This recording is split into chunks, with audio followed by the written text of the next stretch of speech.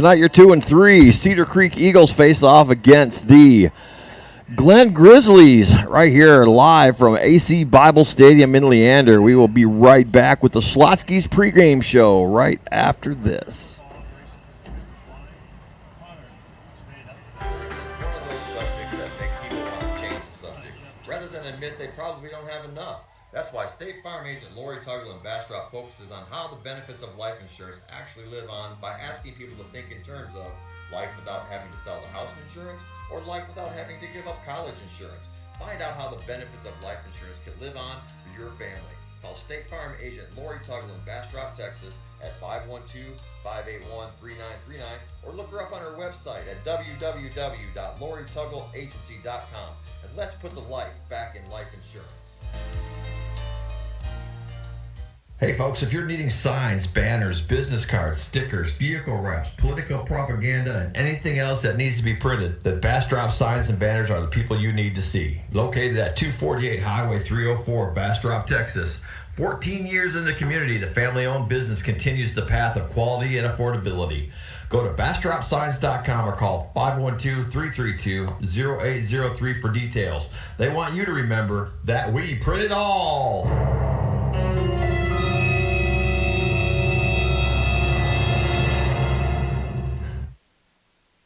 Uncharted Adventures is the house of untraditional entertainment. From a smash room, axe throwing, a bar and lounge, and an area coming soon, 2 lanes of airsoft shooting gallery for the kids of all ages. We are growing to expand your untraditional entertainment. For details, go to unchartedadventures.com or at Uncharted Adventures on Facebook to book your next adventure. That's Uncharted Adventures, the home of untraditional entertainment.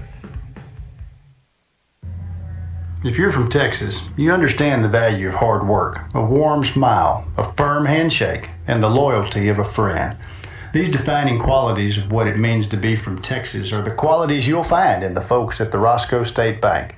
Formed in 1906 out of the farming plains of West Texas, the Roscoe State Bank has been a model of true community banking for almost 110 years. Honesty, integrity, hard work, it's what being a Texan's all about. And that's what Roscoe State Bank is all about. Roscoe State Bank is a proud supporter of Cedar Creek Eagles and a member FDIC.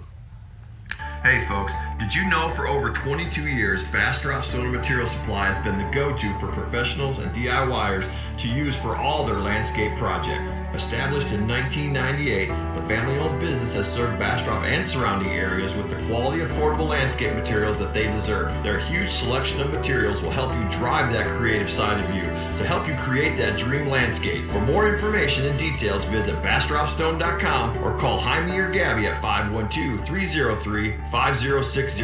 It's Bastrop Stone and Material Supply. Our reputation is rock solid.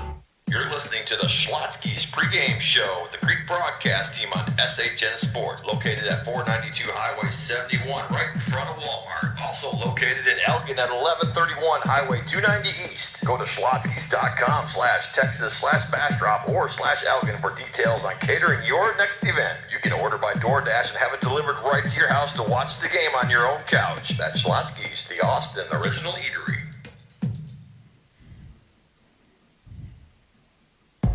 Welcome back to the Cedar Creek Eagles Glen Grizzlies, brought to you by Roscoe State Bank, the Greek broadcast team live on SHN Sports. All right, folks, welcome back to the Bastrop Stone and Material broadcast booth, live here from AC Bible Stadium in Leander. Tonight, your Cedar Creek Eagles and the Glen Grizzlies face off into what should be a pretty good matchup, but hey, I said that against the Bastrop game as well. The Eagles coming off a tough loss against the Bears, 38-14 last Friday night at Memorial Stadium. To give Bastrop Bears their first district win. Bastrop is hosting Connolly tonight at Memorial Stadium, and the Elgin Wildcats travel to Brenham. Those are the only other 2 district games going on tonight. So the story is the Cedar Creek Eagles are sitting in 5th place right now with the Glen Grizzlies at 2-3 each. So 2-3 in district play. And the Grizzlies are 3-4 in overall, and the Eagles are 2-5 overall. But the overall doesn't matter as much as the district play does, as everybody knows that. So if the Eagles win tonight over the Glen Grizzlies, that should, pending outcomes of the Bastrop and Elgin games, versus Brenham, and Bastrop versus Elgin, and Cedar or Bastrop versus Bastrop versus Elgin, and Cedar Creek versus Brenham. So even though Brenham's already secured that second spot even though they lost to Rouse last week, we are battling with Glenn for that fourth spot. So it'd have to take the Eagles winning tonight to even give themselves a chance at the District 13 5A by district playoffs, which I'm not sure what district they will be playing, but I'm sure it probably has something to do with probably south of here, maybe, like district. I'm not sure what district that even would be down south with Lockhart and Tivy and Bernie Champion and all those teams. I'm not sure what district that actually is. But either way, it's going to be a by district playoff. Might even be Marble Falls. Who knows? But either way, the Eagles have to win. You can give themselves a chance tonight, or this District 4 a chance to make the playoffs. So if Bastrop wins tonight, they play Connolly, and Bastrop beats Elgin for their last game of the season, we could possibly have a two-way tie for fourth place in the District 13 5A Division II playoff race. So we're going to have to hope that that Bastrop falters one game, at least one of those two games. So the Cedar Creek Eagles are going to have to be on their toes tonight against the Glen Grizzlies. So coming off of, like I said, a tough loss against the Bastrop Bears, the Eagles just could not get anything going against the Bears. The numbers kind of lied coming into that game. Looking at the stats and stuff like that Bastrop had on the on Max Preps, it looked like it was a pretty even game as far as statistics and stuff was concerned. But they had a running game that the Cedar Creek Eagles just could not stop. So that's what killed us the most in that 38-14 loss. Our 14 points came. The first touchdown came towards the end of the third quarter, right after Dominique Mojica was injured and left the game. In fact, he's going to be out tonight and probably for the rest of the season due to that injury. Right after that, Brock McLaughlin carried the ball in from 5 yards out for the first Cedar Creek score late in the third quarter. By that time, they were already down 31-0, so that made it 31-7 after the Henry Jones extra point. And then Bastrop came back and scored their next drive and kicked off, and Damian Perez ran it back 85 yards all the way to the house for the second Cedar Creek touchdown. And the Henry Jones extra point made it 14-38 in favor of the Bastrop Bears. So as usual, or as you know, it always hurts to lose against your crosstown rivals, but that rival against Bastrop and Cedar Creek has always been a very do I dare say lopsided up until last year when we beat them 17-7. But it's been a very competitive game. It really does not matter who's better or who's not better when it comes coming into the game. They could be the two worst teams on the planet and play each other like it's the Super Bowl. It's just the way it's always been with Bastrop. It's no different than like the Longhorns when they play the Aggies. It's just always a great game no matter how you slice it. So tonight the Glen Grizzlies are coming in 2-3 as well, and they're coming off of a loss to I believe Eastview last week, and they are looking for redemption in their. That's what I remember about them. Now their uniforms look like the Denver Broncos. They'll be wearing all orange tonight with blue helmets and white letters, as the Eagles will be wearing white with blue letters. So back to the Glen Grizzlies under the tutelage or under the helm of Mr. Holland. He's a senior. He's coming in tonight with 35 for 74 for 502 yards, averaging about 14.3 carries or yards per pass, and he's averaging right about 125 yards passing per game. He is also has rushed the ball 21 times for 139 yards. So it looks like he could be a fairly mobile quarterback. Talking to the home team's broadcaster earlier, it sounds like the Glen Grizzlies like to spread it out, so they're going to make our secondary and our linebackers contain those wide receivers, and with that type of containment or that type of spread, that's going to open up the middle to the Glen Grizzlies for the run game. So the offensive or defensive line for the Cedar Creek Eagles tonight is really going to have to be spot on right from the get-go. We are missing a few players tonight, and from what I understand, it's going to be some of the offensive line players. We are thin in the left guard, the right guard, and the right tackle position because of some quarantine issues and contact issues with some students at Cedar Creek. Everybody that was in contact with a certain person had to be quarantined from 14 days from the time to exposure. So unfortunately, this night falls within that 14 days. Nothing to report as far as illnesses or sicknesses, but nonetheless, the rules are the rules. And in this time of COVID-19, I'm sure everybody's probably had it up to their eyeballs with rules. So tonight for your visiting Cedar Creek Eagles, we're going to go ahead and start with the offensive line. Lorenzo Brianos, number 55, starting at left tackle. Christian Hernandez, number 64, is at left guard. A.J. Seiner, he is going to be snapping the ball tonight. Right guard will be big man number 65, Deuce Cutshaw. Right tackle will be Logan Cohn, number 53. Number 24, Zane Zimmerman will be your tight end on that offensive line. As far as the running game is concerned, our fullback tonight is going to be Chris Freeman, taking the place of Dominique Mojica, and our running back is going to be Davin Winston. He's been in backfield all season, and he's going to be a nice addition to a little bit of quickness and speed. Our receivers are going to be Aiden Perez, number 7, not number 17, unless he changed jerseys. We'll check that here in a minute when they come back onto the field.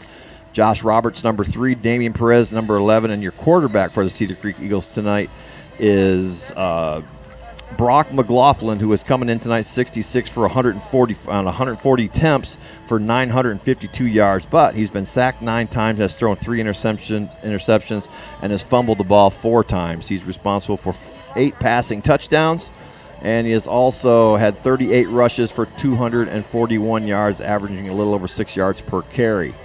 So we're really looking to Brock McLaughlin to lead these Eagles to the promised land tonight, and hopefully to the playoffs for only the second time in Cedar Creek history. The last time was 2015 under the helm of Coach Edwards. So I'm sure Coach Hill would like to start his legacy here at Cedar Creek with a playoff berth right out of the gate. So for your defense for the Cedar Creek Eagles, we're going to have at the end position, we're going to have on one end, we're going to have Aiden Gustafson, number 44. And at tackle, we're going to have Juan Rubio, number 68. At the other tackle, we're going to have Jerry Torres, number 28. And at the other end, we're going to have Logan Latouf, number 50. Your linebackers will be Marco Portillo, Antonio Gonzalez, Jafar Johnson. Looks like we only have one backup for the linebacker position. That's going to be number 4, Brian Allen. So we look for him to get some rotations tonight. In your secondary, you're back in your corner is going to be Davin Winston. Your safeties are going to be J.J. Ruiz, number 26, and Chris Nino, number 22. Chris Nino is the only freshman on the varsity football team, and he has made a statement thus far this year by making up that, or taking care of that duty in that free safety position. Let me turn that down just a hair. And your kicking responsibilities tonight for the Eagles will be Eric Rodriguez, and it looks like Henry Jones is going to be out. I know he's been nursing some injuries, so maybe the week of practice maybe flared up again, but nonetheless it's going to be Eric Rodriguez, number 35, with the kicking duties tonight, and our punter will be Brock McLaughlin, who also has the quarterback duties. So for your Glen Grizzlies, as the teams make it onto the field, the Grizzlies just came out of their tunnel. The Eagles made debut here just a couple of minutes ago.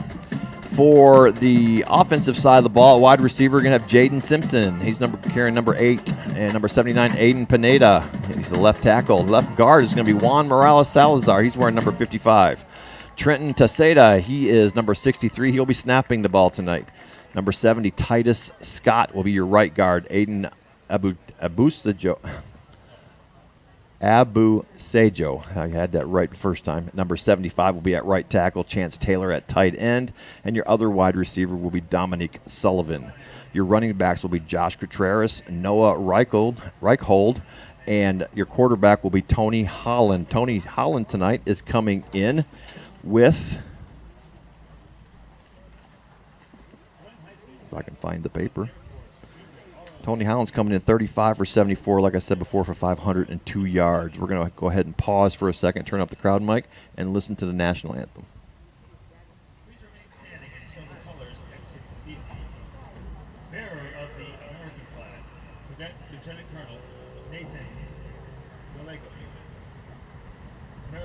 Flag Guard, Cadet Master Sergeant Alexander Ochanicki, bearer of the Texas flag, Cadet Master Sergeant Trinidad. Texas Flag Guard, Cadet Airman Logan Amlin. Instructors for Texas 20007 are Lieutenant Colonel retired Jeff Moffett and Master Sergeant retired Henry Jackson. And now to honor America with the singing of the national anthem, members of the Glen High School Choir Department.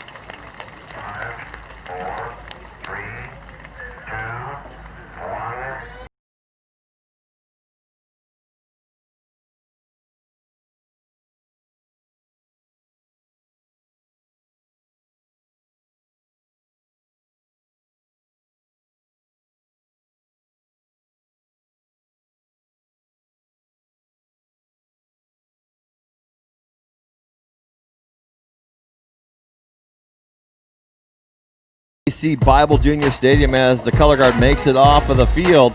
I'm going to finish up your starting lineup for the Glen Grizzlies. I think I ended up left off with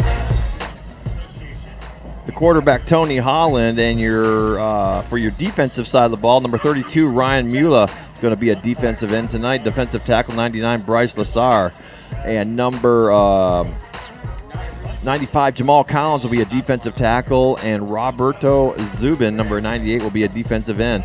Outside linebacker, your linebackers are going to be Mateo DeLuca and Mason Hester. Boy, I can't talk tonight. AJ Click will be your outside linebacker.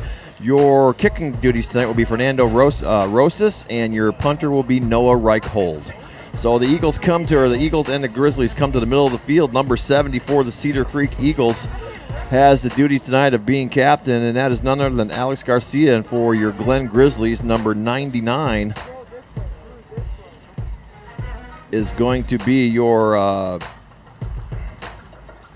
Glen Grizzly captain, and that's Bryce Lassar. He'll be the defensive lineman, and he's a senior. We're going to tune that back just a little bit. All right, we're back here at the Bastrop Stone and Material broadcast booth. This whole broadcast is brought to you by Roscoe State Bank. Is our title sponsor this season, and we like to welcome all of our sponsors: Uncharted Adventure, State Farm Insurance, along with Schlotsky's Deli. That was the Schlotsky's pregame show you just listened to, and also we have Bastrop Signs, along with Lori Tuggle State Farm Insurance. So the Eagles are on the field, and the Glen Grizzlies look like they are going to kick off. So the Eagles must have won the toss and deferred to the second half. And it's time for some 13-5A Division II football. Your Cedar Creek Eagles and the Glen Grizzlies fight for that fourth playoff position. Deep for the Eagles is going to be number 11, Damian Perez, and number 19, Davin Winston. For the Glen Grizzlies, number 13, Fernando Rosas, is going to have the kicking duties. The Hayes lines it up on the 40-yard line. 12 minutes showing on the clock. which reminds me, let's get that taken care of. We got first quarter brought to you by Uncharted Adventures.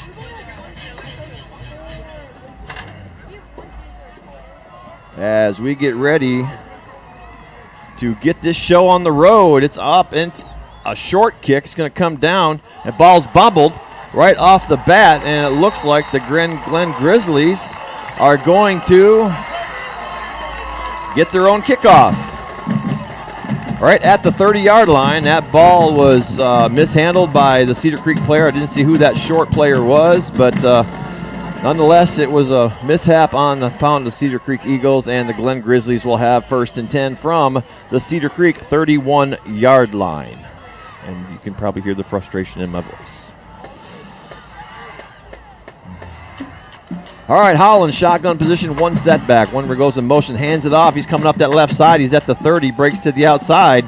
He's got a little run room. He's got a blocker and finally forced out of bounds at about the 11-yard line, where the Grizzlies pick up a 1st and 10.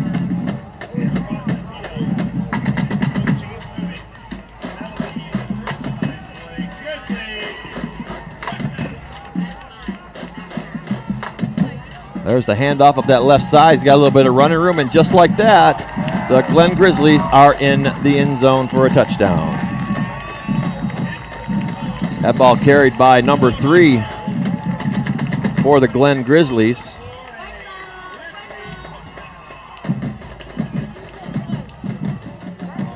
Noah Reichel kept that one on the carry.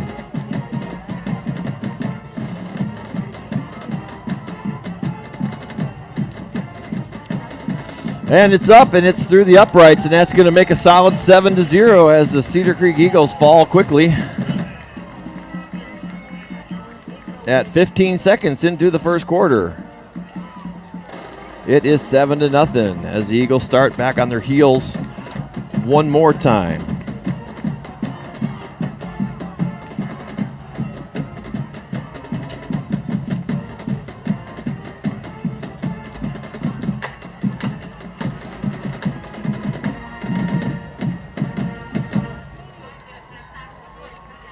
All right, Grizzlies will kick it away to the Eagles one more time to see if they can't find a way to answer as they fall quickly 7-0 to the Glen Grizzlies.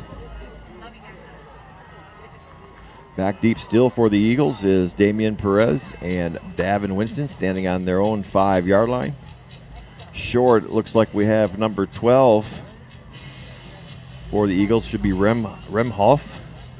And from the far side, it looks like number 3, Josh Roberts. Rosas getting ready to kick it away for the second time in 15 seconds.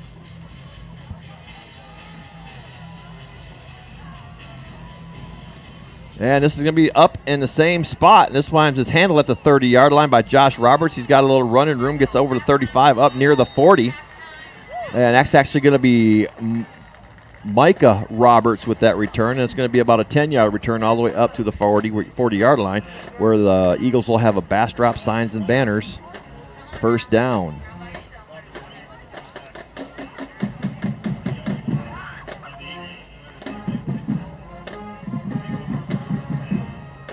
All right, McLaughlin brings his offense to the field.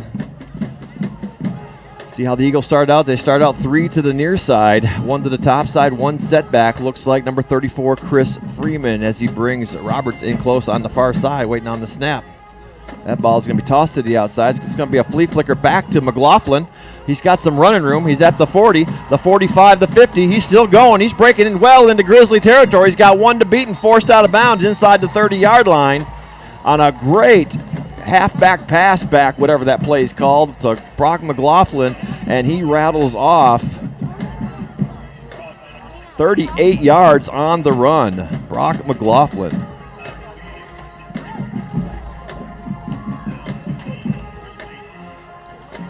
I guess that's considered a pass. That's not a run. That's a pass. We're going to go ahead and make that a pass.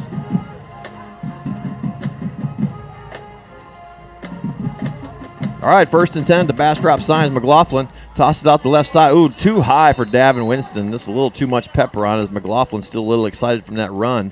It's going to bring up 2nd down and 10.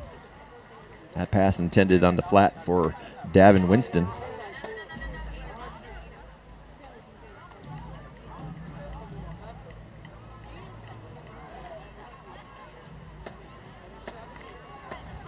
All right, 11:24 to go in the first quarter. We're just underway here at Bible Stadium. McLaughlin shotgun position, one setback. Waiting on the snap in that far left hash mark. Sends Perez in motion. He rolls out to the right side on the snap. He's going to toss it. Oh, he's got a receiver, but it's going to be for lost yardage as that ball caught by Chris Freeman, number 34. But it's going to be for a 3-yard loss.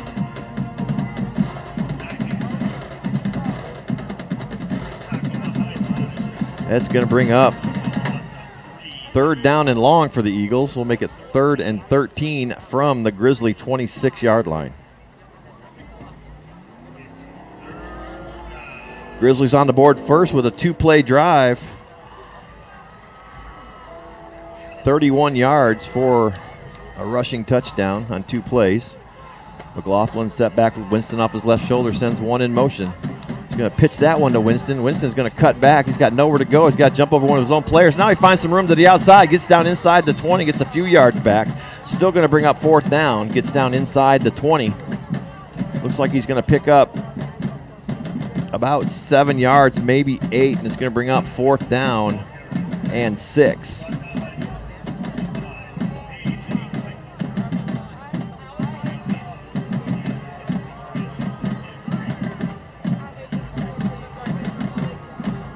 So 4th down play coming up, and it looks like the Eagles are going to go for it in the red zone here for the first time tonight with 10:30 to go in the first, down 7-0.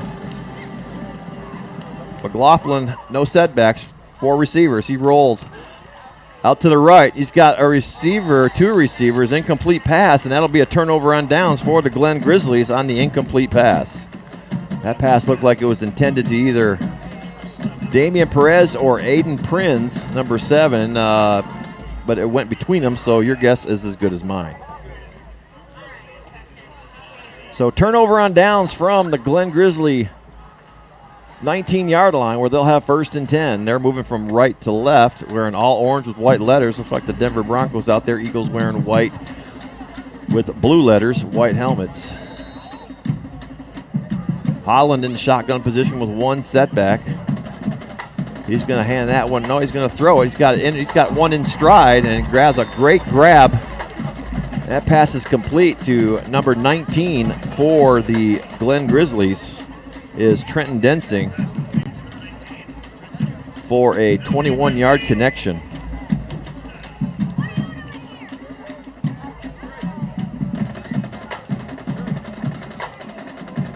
Holland shotgun position on that right hash mark, sends one in motion.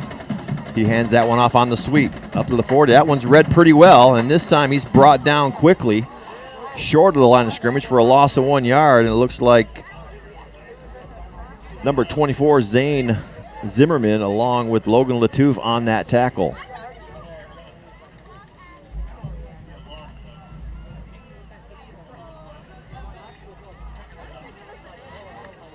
So it's going to bring up 2nd down and 11 for the Grizzlies. Holland has the snap, hands it off up to the right side. He's got a little running room. Hops over one, gets enough for the 1st down, all the way down to the Cedar Creek 44-yard line, 1st and 10.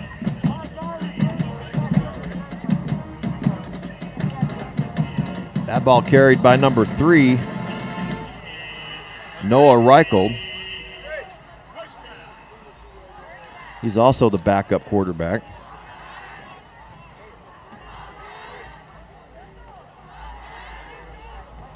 Holland decides to air one out. That one's going to be long. Oh, and just out of reach on the outstretched hands to number 6, Dominic Sullivan. That would have been a spectacular catch as Holland shows his strength.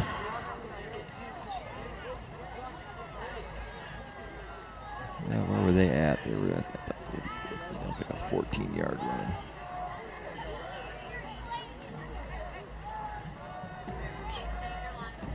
All right, Holland waiting on the snap. Sends one in motion. Sends another one in motion. Holland on the flat pass. Ooh, out of the reach of Reichhold. And that's going to bring up a 3rd down and 10 on back-to-back incomplete passes for Holland.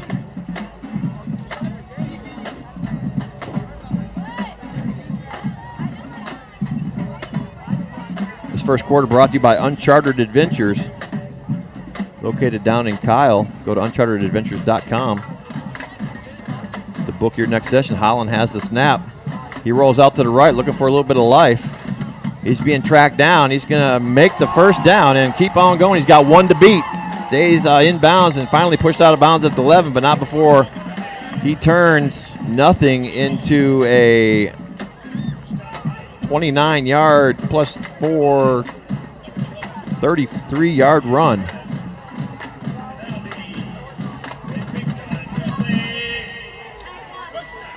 That brings up first and goal right at the 10-yard line for the Glen Grizzlies here with 8:45 to go in the first.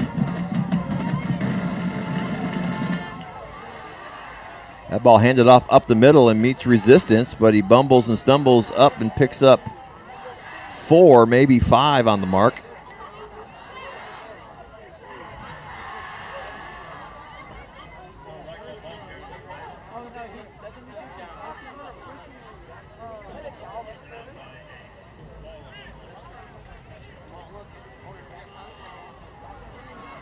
That ball swept to the outside, and Holland's going to get in for the touchdown that quickly.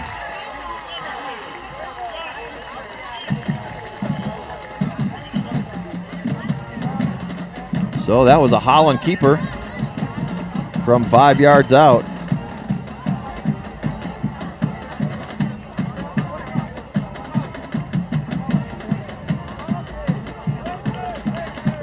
For the second tally for the Glen Grizzlies, that ball's up, and he sticks it through as Rosas, is perfect on the night. So just like that, the Cedar Creek Eagles down 14-0 in the first quarter. 8:12 to go. Second verse, same as the first. Eagles just having a difficult time digging themselves out.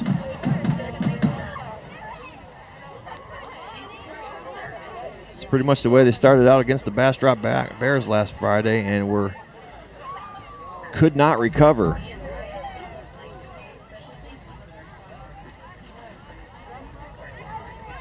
So far, Brock McLaughlin is leading rusher on the Cedar Creek Eagles with 38 yards. Total offense is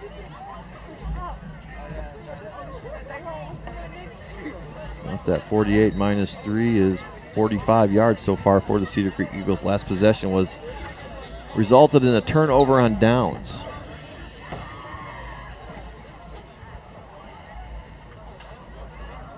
$8:12 to go as Rosas kicks it off. This one goes long. This one's going to reach the end zone, and that's going to go back for a touchback. Wow, where'd that one come from compared to the last two kicks? That one makes the end zone, and the Eagles will come out starting with a Bastrop Signs first down at their own 25-yard line.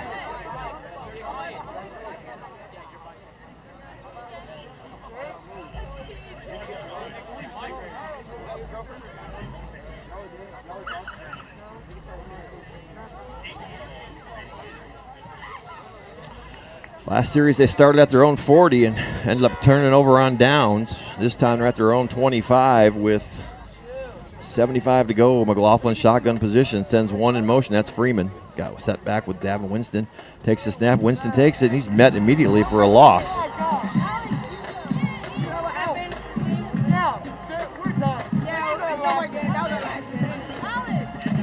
He looks like he's going to lose 2 on the play.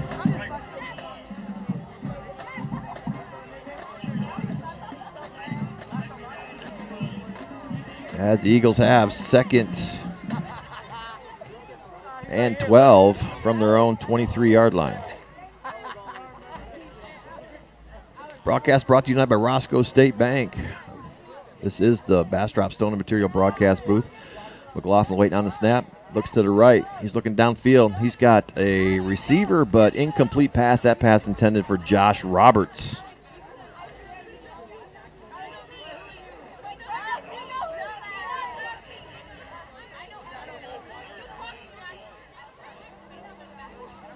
The third pass attempt by McLaughlin. He is actually 0 for 3 because the last pass was from a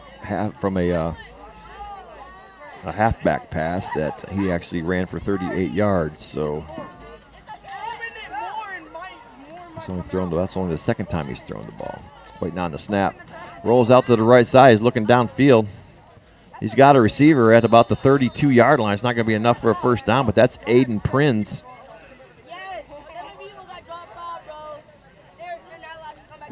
For right at a 9-yard reception, it looks like.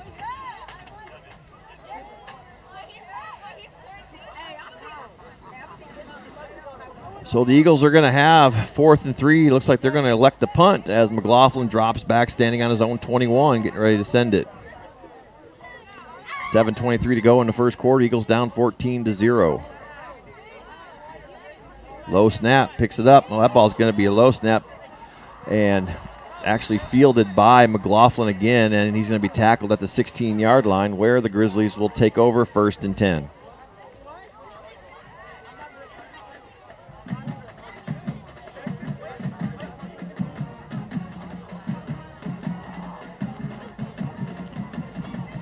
Now they're going to mark it at the 31-yard line, it looks like. So 1st and 10 from the Cedar Creek 31-yard line. Short field for the Glen Grizzlies.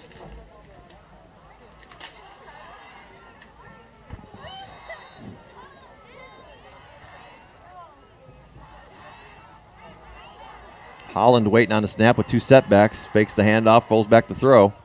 He's got a receiver wide open. Oh, and the young man dropped the ball. That pass intended for Chris Bordner, wide receiver, junior wide receiver. He had that ball in stride and just lost the grip on it. He was all alone, nobody within 3 or 4 yards of him.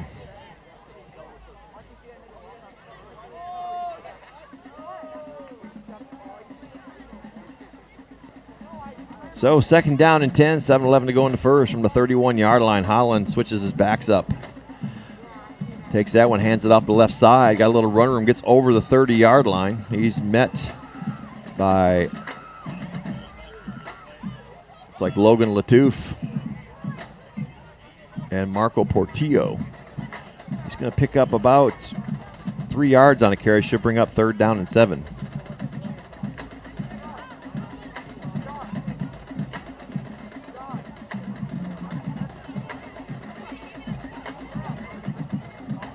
Holland waiting on the snap, 1 setback. He rolls out to his left side. He's got a receiver downfield. He decides to tuck it and keep it, and he is going to be brought down at about the 27-yard line, maybe the 28. Given a pretty, depending which referee you look at here, looks like it's going to be the 27-yard line where it'll be 3rd down and 6 for the Grizzlies on the 1-yard carry by Holland.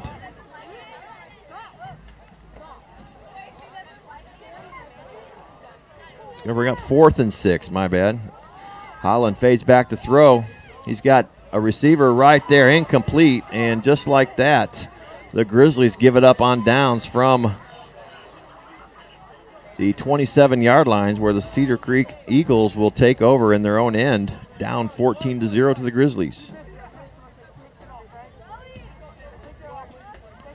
That's the Grizzlies' first turnover on downs, but you're well within 4-down territory in that position.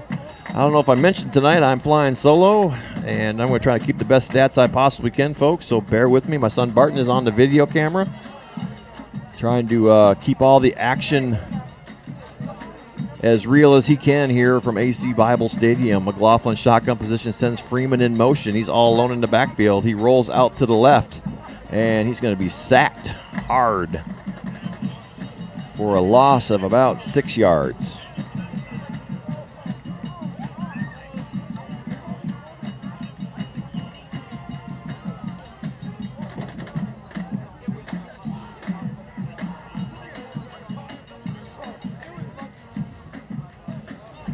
All right, so all the way back to the Cedar Creek 22-yard line. It's going to be 2nd down and 16. Looks like 2nd down and 15. They're going to mark him a 5-yard loss on that. -5 on the sack. McLaughlin shotgun position, sends one in motion. That's Winston. 2 receivers near, 1 top. Has the snap, looks to the right side. He's in trouble already. There's going to be a flag on the play on a hold on number 53. That pass is complete to Aiden Prinz, but that's going to be called back as Logan Kahn, is going to be the culprit on that one. It's going to be second down and 25 for the Eagles.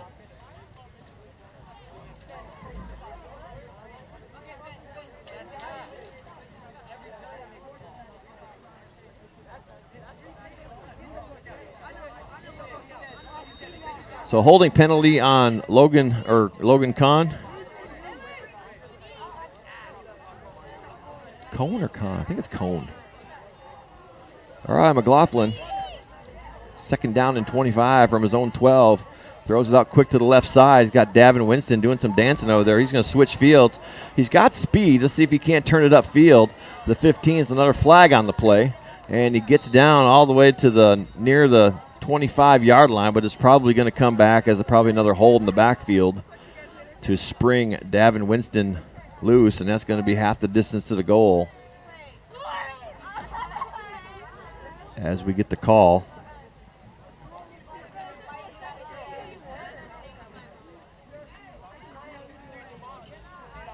Oh, it's going to be an illegal chop block. Second down, half the distance to the goal. That's going to take it all the way back to, should be the 5-yard line. Well, I guess they had that at the 11-yard line, so it's going to be, should be second down and 31. 10, 20, 31. Yeah, should be second down and 31 for the Eagles with 4:53 to go here in the first, as they are just going the wrong direction.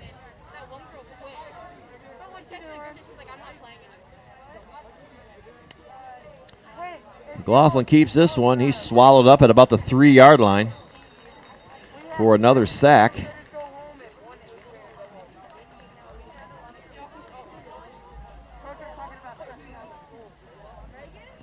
As the Eagles are just struggling severely here in this first quarter with 4:31 to go against the Grizzlies.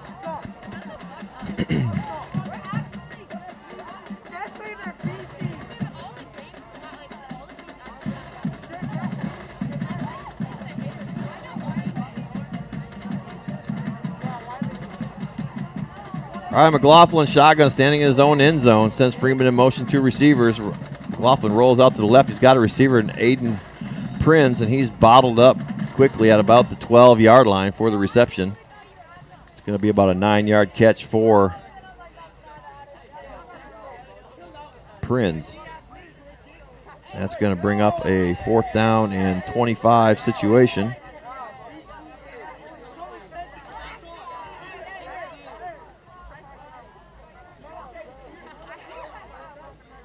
So rough series for the Eagles as they stand to punt under 2-yard line. Here comes the blitz, and the rush is on. That's a short punt on the right side, and it's going to go out of bounds on another short field for the Glen Grizzlies at about the 32-yard line in Cedar Creek territory.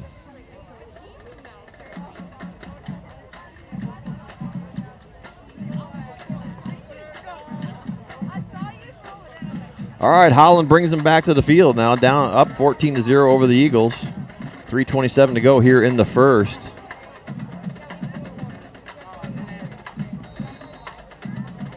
Holland has the snap, hands it off up the left side.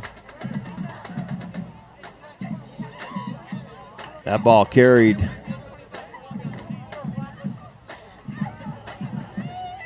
by number 3 for the Grizzlies, Reichhold. Tackle by Marco Portillo for the Eagles. He picked up 5 on the carry. It'll be second down and 5. One goes in motion, hands that one off number 2, sweeping up that left side. He's got running room. He's got the first down, turns the corner, and finally forced out of bounds inside the 20.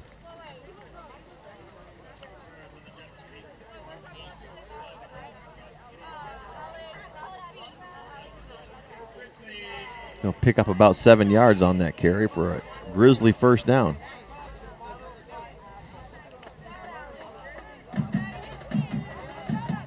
All right, 1st and 10. Holland fading back to pass. He's got one open. Oh, nice grab by the Grizzlies for another touchdown. As the Grizzlies are just making very, very short work of the Cedar Creek Eagles. That pass caught by number 8, Jaden Simpson, senior wide receiver for the Six.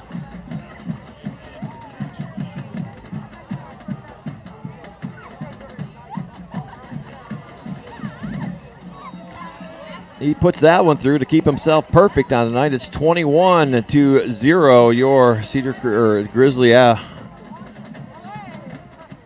Glen Grizzlies on top here in the first quarter with 2:48 to go.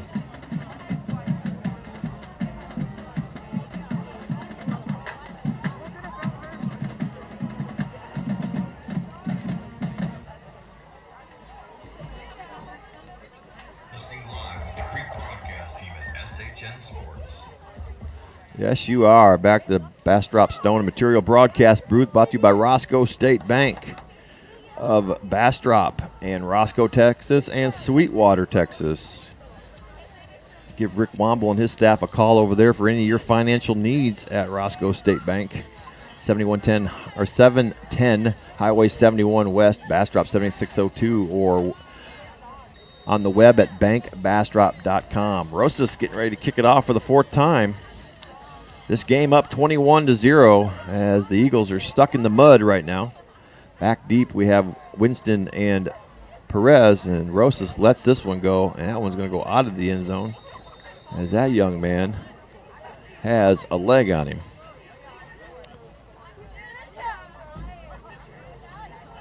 So the Eagles will start 1st and 10 at the Bastrop Signs first down marker at the 25-yard line. See if McLaughlin can't make something happen here for the Eagles. So far, he's been blanked. In fact, the yardage isn't even worth mentioning at this point because that last series they lost 25 yards or 31 yards just in that series. So I'm not even sure if they even register offensive yardage as of right now, as McLaughlin has 2 setbacks. He's got Freeman and Winston. Winston has the ball. He goes to the left side. He's met immediately for a 2-yard loss.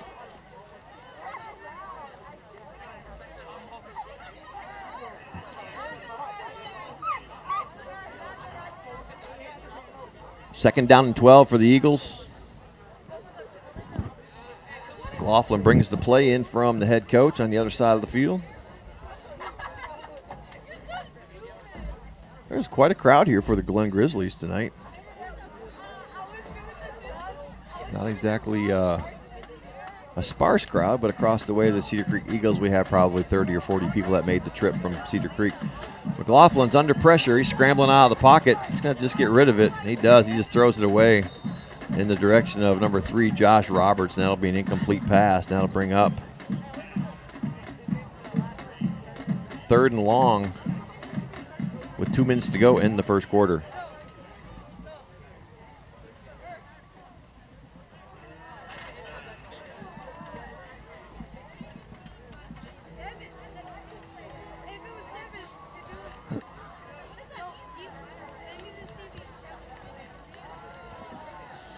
All right, McLaughlin, 3rd down and 12. Shotgun position, has the snap, rolls out to the left side. He's under pressure. Oh, he's just going to toss that one away as well, as the offensive line just cannot contain that Grizzly defensive line. As the rush is on, that ball's going to be incomplete and bring up 4th down.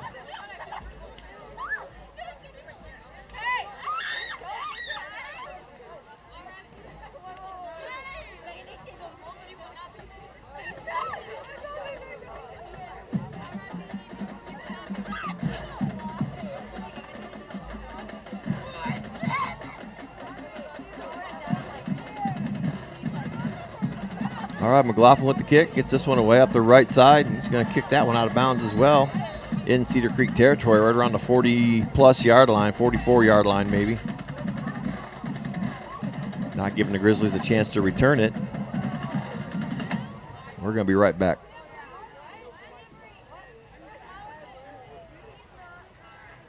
Uncharted Adventures is the house of untraditional entertainment. From a smash room, axe throwing, a bar and lounge, and an area coming soon, 2 lanes of airsoft shooting gallery for the kids of all ages. We are growing to expand your untraditional entertainment. For details, go to unchartedadventures.com or at Uncharted Adventures on Facebook to book your next adventure. That's Uncharted Adventures, the home of untraditional entertainment.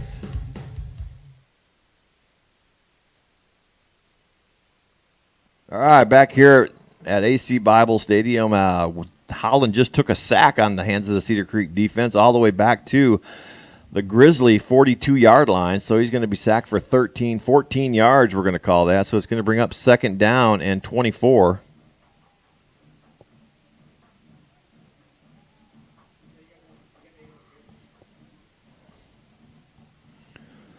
As the Glen Grizzlies struggle to get out of the backfield, Holland fading back to throw. Oh, that ball's near. That ball could have been interception if Zimmerman just would have turned around. That pass intended up the middle. Get the young man to turn his back just a little bit. Looks like Reichhold maybe out of the backfield as soon as he turns around. No, I'm sorry. It's going to be number 2 for the Josh Catrera was that intended receiver. Well, they're having fun down there in the stands. Holland looking to air one out. He's got, into the hand and out of the hand as the receiver, number 8 for the Grizzlies, Simpson, got behind Winston and almost had 6 more. So Travis Holland, wait a minute, his name not Travis, what is it? Tony Holland, my bad. I thought back to punt is Reichhold for the first time tonight. That ball nearly blocked, and that's going to go over the head of Josh Roberts, and that ball is going to be pinned all the way down at about the 6-inch line as the Eagles are going to start deep. Again, there's a flag on the play. Way back here at the 30-yard line in Grizzly territory, so this one may be coming back if the Eagles have any luck whatsoever. That ball was punted, roughing the kicker, so pretty sure the Grizzlies are probably going to decline that and take the first down. Or wait a minute, let's see what's going to happen here. So they're going to take the penalty, and that will be enough for a Grizzly first down. And they will get the ball back after the roughing the kicker penalty on the Eagles.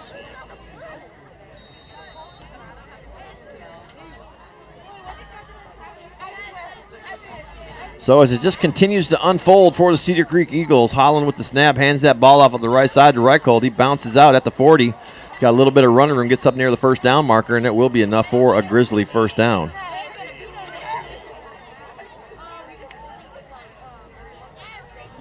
First and 10 for the Grizzlies at the Eagle for 34-yard line.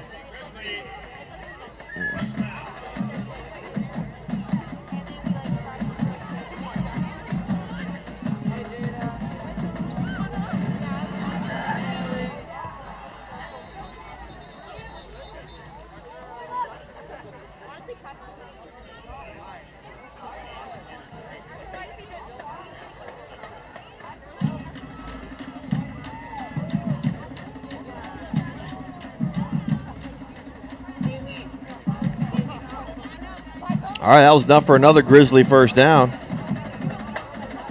Now we're all the way up to the 22-yard line. Holland has the snap. He rolls out. He's going to throw. He's got one in the flat there inside the 20, and he's tripped up at right about the 15-yard line. That tackle by,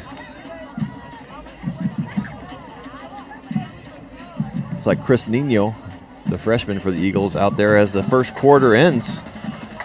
The Grizzlies will have a second down and 2 when we come back from these short little messages and start of the second quarter. Bastrop Signs and Banners is a proud sponsor of Cedar Creek football and the Creek broadcast team live on SHN Sports. Now to the plate at Schlotsky's Big League Gloves. What a lots better lineup. chicken and turkey clubs. A power-packed pile of poultry. Ham and turkey clubs. Hey, somebody got stack happy. And that humongous hunk, beef and bacon clubs. Catch all three lots better big league clubs at Schlotsky's now, before they're out of here. Are you a play outside the box kind of person, or just looking to unleash some pent-up aggression, or maybe just celebrating a divorce? Whichever it may be, I have the perfect place for you. Uncharted Adventures, formerly 512 Rage Room, located in Kyle, Texas at 395 County Road 202, Building 17B, right outside Kyle on FM 150. It has a huge smash room, 4 axe-throwing targets, with a bar and lounge area for you to relax. You can smash and destroy anything from TVs, computers, glassware, furniture, even cars. It's great fun for the whole family. And coming soon, a 2-lane shooting gallery. Check them out at unchartedadventures.com for details, or call 512-537-3113. Ask for Damon, Trace, Sarah, or Denise. Book your next Uncharted adventure now. That's Uncharted Adventures. They are the house of untraditional entertainment. Well, during all that excitement, the Grizzlies were able to get into the end zone one more time. That carry by, it looked like Reichold up the middle for another Grizzly touchdown. It is 27-0 here to start the second quarter.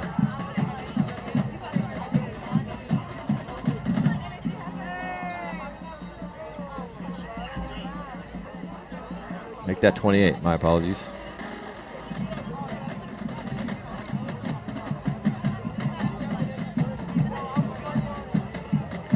Well, the Cedar Creek Eagles needing this one tonight to even have hopes for the playoffs are either going to have to hope for a miracle or something, down 28-0 already here at just the start of the second quarter.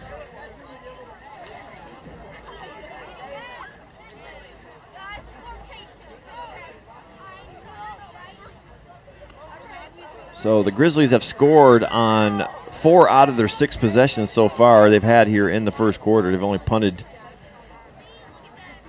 They punted once and had a turnover on downs. But I take that back. They're 5 out of 6 because the punt was a penalty called back by the Eagles for roughing the kicker. So that gave the Grizzlies a first down and another opportunity. And they finished it off with a 7-yard run or 3-yard run by Reichold to put a cap at the 28. All right, deep is Winston and Perez as Rosas carries this one short. That's going to be picked up at the 19-yard line. And he's tripped up. That ball looks like Josh Roberts gets the ball and takes about 10 yards, maybe 9 yards, all the way up to the Cedar Creek 23-yard line.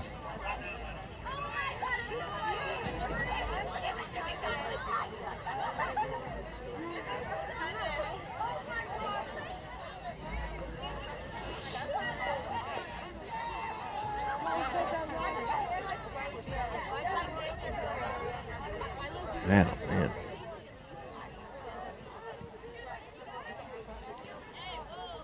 All right, McLaughlin brings him back onto the field. Got Winston in the backfield when Damian Perez to the near side, Prince to the top side, waiting on the snap near hash mark. Perez goes in motion, hands it off to Perez. He tries to bounce outside. The block gets pushed right into Damian Perez, and a flag comes in on the play, on the backside of the play. And it looks like it's going to be a pickup of about 4 yards, maybe 5. We'll see what the flag says. Doesn't sound like the referees are mic'd tonight, so we're having to kind of see across the field what their signals actually are. Looks like it's going to go against Cedar Creek, so they're going to back that train up.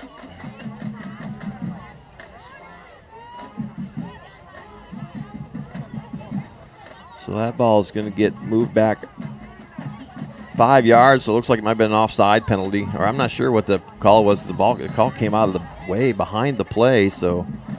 But they only marked off 5 yards unless it's 10 yards from the spot of the foul. In that case, it might have been a holding call. But nonetheless, it's first down and 15 on the do-over. McLaughlin throws that one. That ball is going to be intended for Roberts on the outside out there. Incomplete pass. McLaughlin just not finding his groove tonight by any means whatsoever. Not even in the realm of the definition, as the young man has just been struggling here the last few games, trying to make something work as the Grizzlies jump on top quick. 28-0 here in this contest. 11:31 to go in the second quarter. McLaughlin waiting on the snap. He looks to the right side or left side. He rolls out to the right. He's under pressure, and he's going to go down again. His third sack of the night.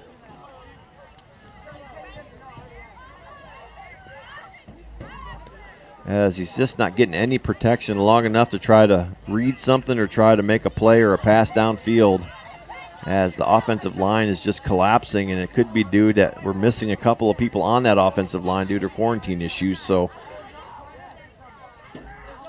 and half of the line that's in the game for the Cedar Creek Eagles is going to be playing the whole game because there's no backups as they break out McLaughlin. Third down and 19. McLaughlin's going to air one out. He sends one up into coverage, and the ball is caught, but it looks like it's going to be out of bounds by the Grizzlies. So a near interception, but nonetheless it's out of bounds where he caught it. That pass was intended for Josh Roberts as he aired it out, and that's going to bring up fourth down and 19.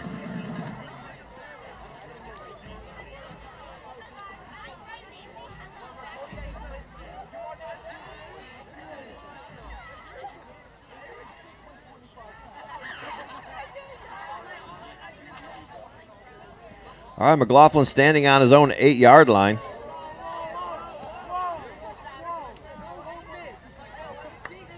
Ready to punt the ball away. There's a flag on the play. That ball is going to take a nice Cedar Creek bounce all the way down inside the 25-yard line, heading to the 20.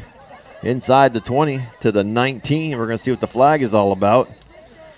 Good punt by Brock McLaughlin.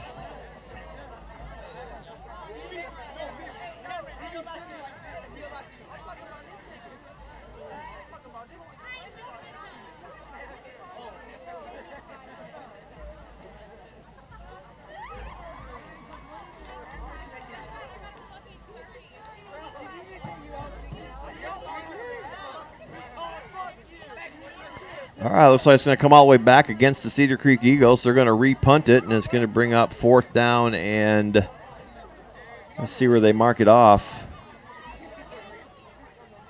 Looks like 5 more, so it's going to be 4th and 24 as they'll punt it away again.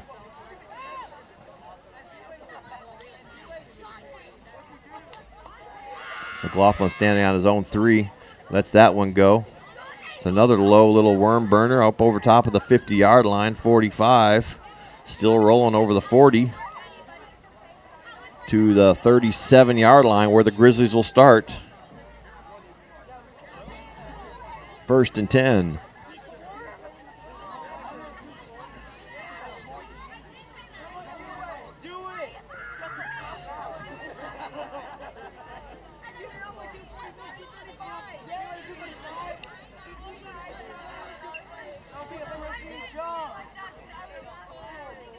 You're tuned into the Creek broadcast team on SHN Sports.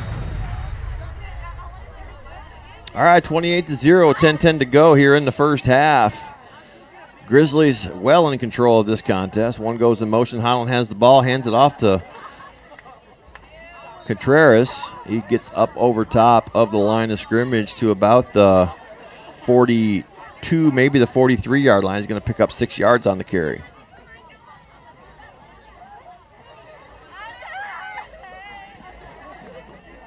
Second down and 4 for Holland. Change of play comes in from the sideline. He's got 3 receivers to the near side, 2 to the top side, empty backfield. There's the snap. He rolls out to the right. He's got a receiver for the first down, maybe right at the marker. Forward progress is probably going to give him the first down at the 47-yard line. And the yard markers are showing him short. It's going to bring up 3rd down and 1.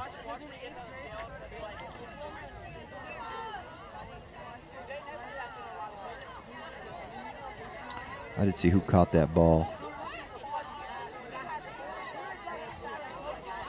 But Holland, 3rd and short, hands that ball up to Reichhold. He busts over top of midfield into Cedar Creek territory at the 45-yard line. Enough for a first down.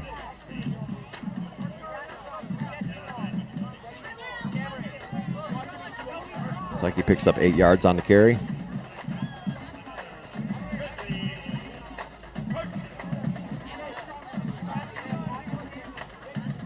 Holland waiting on the snap. Fading back, looking to throw. He's looking downfield. He's got intercepted pass by number 26 out of the arms of the Grizzlies. Intended receiver, and the Eagles have a glimmer of light at the 25-yard line of Cedar Creek territory. That interception by number 26, J.J. Ruiz, the sophomore defensive back.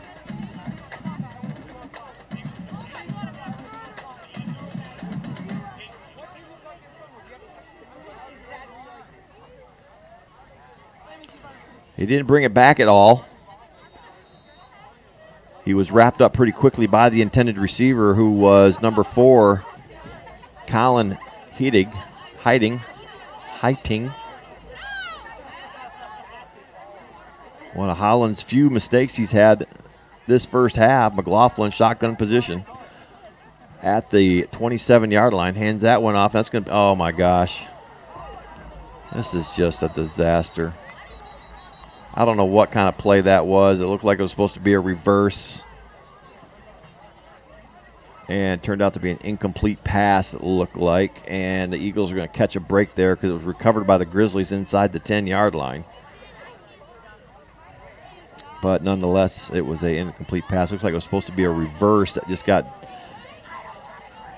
mishandled on the transfer, on that second transfer from McLaughlin to Winston, I believe, and he was going to hand it off to, I think, Damian Perez here on the near side, and it just dropped out of his hands. So the Eagles get a break here at 2nd down and 10 from their own 28-yard line. McLaughlin rolls out to the right under pressure, has a receiver. That's Damian Perez, gets down to the 40, over near the 45 for a Cedar Creek first down. No flags on the play, and he's going to pick up about 15 on that catch.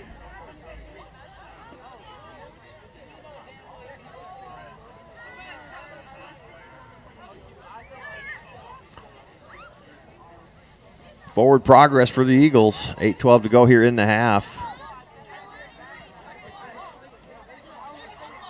McLaughlin, shotgun position, empty setback, or empty backfield. 2 receivers split high and low. Perez has that on a good block by Prinz. Gets up over the first down marker, still in bounds, over the 40, inside the 40 to about the 39. Looks like he's going to get, actually he's back to the 41. Looks like he stepped out of bounds.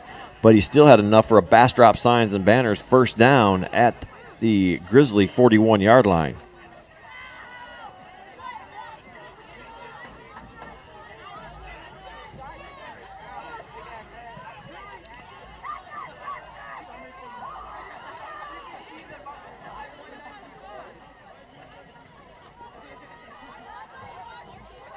At the 41, Freeman goes in motion. Holland waiting, or McLaughlin waiting on the ball. That ball's tipped in the air on the pass and intercepted by the Glen Grizzlies. Didn't see who that pass was intended to, but it was across the middle in high traffic or heavy traffic, and the ball was tipped up into the air and brought down by the Glen Grizzlies. They'll have 1st and 10 at their own 35-yard line.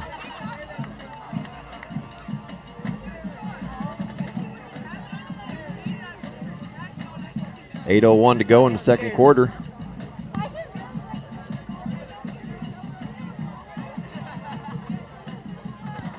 Eagles are spinning their wheels, for lack of better terms. That ball handed off by Holland to Caceres. He moves out to the right side over top of the 40 to about the 42, maybe the 43. He's going to pick up 8 yards on the carry.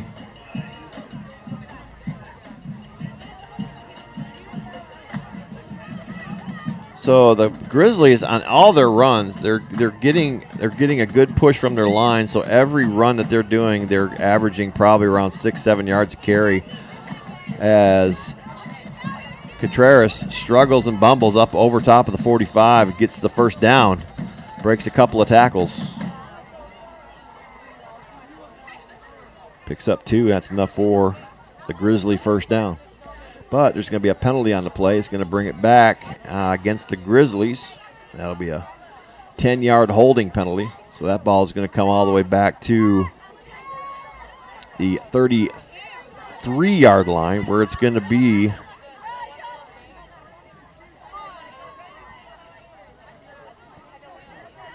should be 2nd or 3rd and 12.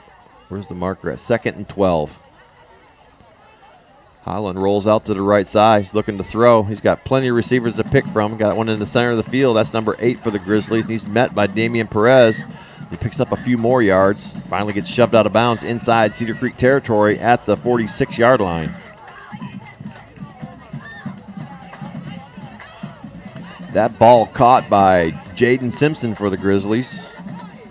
And picks up about 14 yards.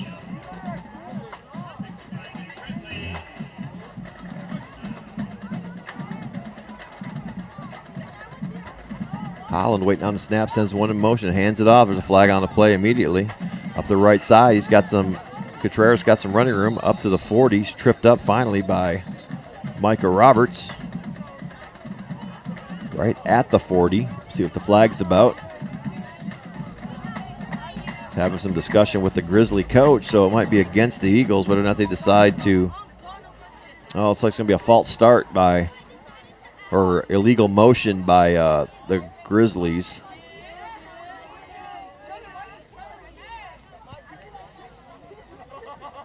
So they're going to repeat first down, but it's going to be 1st and 20 for the Grizzlies instead of 1st and 10.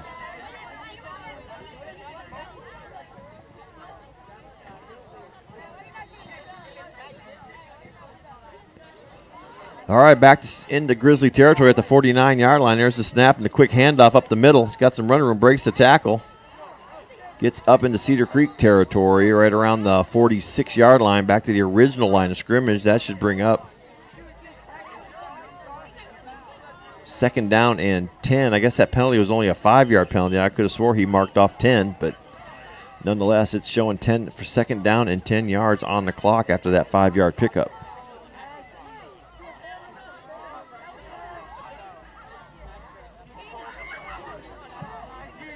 All right, Holland waiting on a snap, left hash mark. 3 receivers split. One goes in motion, coming to this side. He rolls out to the right. It's under a little bit of pressure. He's got to get rid of it. Oh, ball's a little bit high. Intended for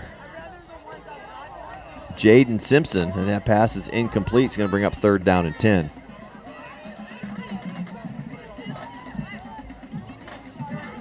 .6:14 to go in the first half. Eagles down 28-0 to the Grizzlies. Playoff hopes are fleeting at best for the Cedar Creek Eagles. Just cannot get anything started here at AC Bible Stadium tonight.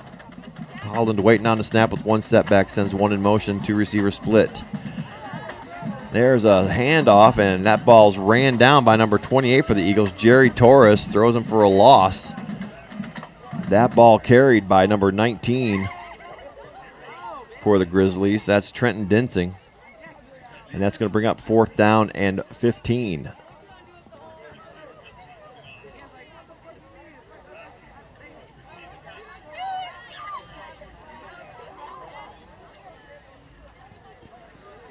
So punt formation. That ball's a low snap. Ooh, that could be close. Almost got blocked. And it's going to come down at about the 30-yard line in Eagle territory, and it takes a nice Grizzly roll inside the 15-yard line to about the 14, where the Eagles will have a Bastrop signs 1st down when we come back from this. The second quarter brought to you by State Farm Insurance. Welcome back to Cedar. Lori Tuttle, State Farm Insurance. 512-581-3939. Lori Tuttle. Call now. Home, auto, and life. Lori Tuttle. 815 Highway 71 West, Suite D. Lori Tuttle, State Farm Insurance. Like a good neighbor, State Farm is there. Since 1922. Welcome back to the Cedar Creek Eagles Glen Grizzlies, brought to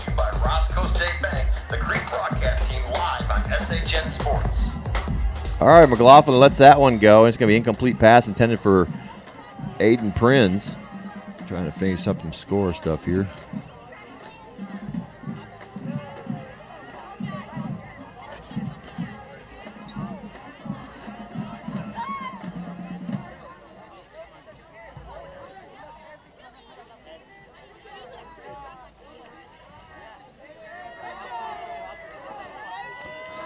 All right, second down to 10 after that incomplete pass.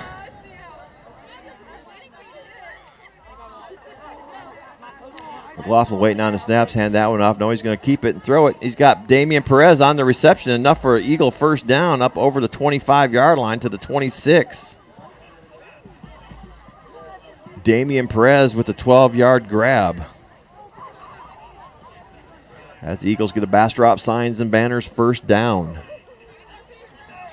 Beautiful night here at AC Bible Stadium. It's kind of cool. Wind blowing out of the, what direction is out of the south? About, 4 or 5 miles an hour. Enough to move the flags, but it's a beautiful artificial turf field here in Leander ISD. The stadium shared by 4 or 5 different teams. That ball handed off up the middle to Davin Winston. He's going to stumble up 4 yards to the 30-yard line. It's going to bring up second down and 6.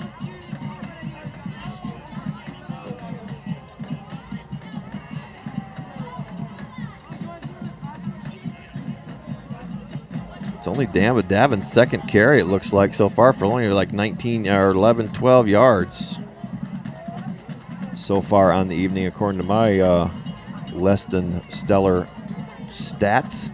McLaughlin waiting on the snap with one setback. A little bit high, hands that one off to Winston. He's got a hole up the middle. Gets up over the 35 near the first down marker. Looks like he's going to be a little bit short. They're going to mark it at the 35. It's going to bring up third down and 1.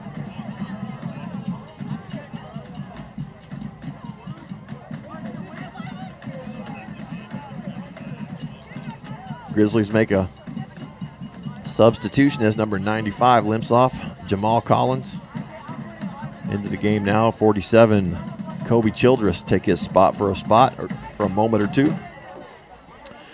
All right, Signer breaks out over the ball. McLaughlin shotgun, one setback, 2 top, 1 to the near side. Single coverage. Freeman goes in motion. Here's the snap. Hands that one off to Winston. He's up the middle. He's got running room. He could break this one. He's at the 50. He's got speed. 40, the 30. He's in pursuit. At the 10, he's going to get brought down inside the 10-yard line. What a great run by Davin Winston. Just ran out of steam as he was run down by number 27, Sky Mendez, to save the touchdown all the way down to the 7-yard line. Davin Winston.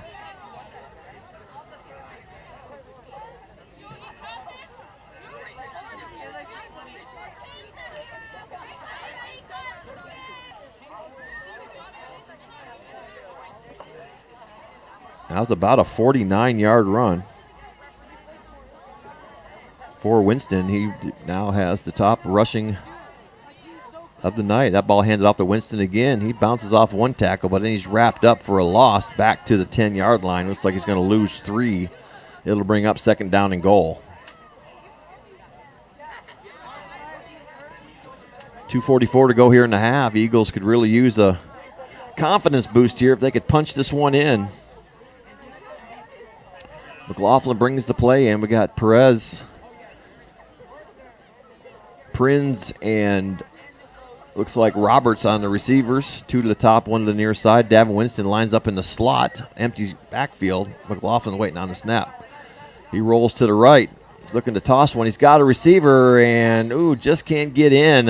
Looks like he's going to get shoved out of bounds about the 4-1. That's the 3-yard line where it's going to be third down and goal from the 3. That pass caught by Aiden Prinz.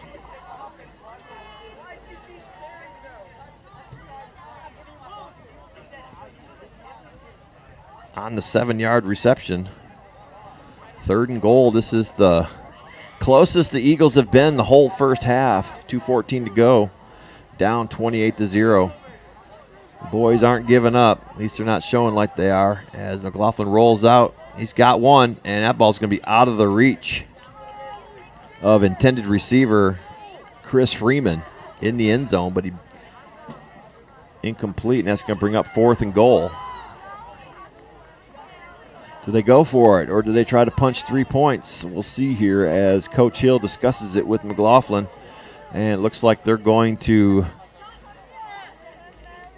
run a play and try to get it into the end zone instead of trying to take a field goal. They don't have their regular place kicker because Henry Jones is out, and Eric Rodriguez Eric Rodriguez. McLaughlin rolls out to the right. He's got one. Oh, and he's going to catch the ball out of bounds, and that's going to be turnover on downs for the Eagles. The pass was a little high for Prinz, and the ball carried him out of bounds when he came down, so that's going to be incomplete pass.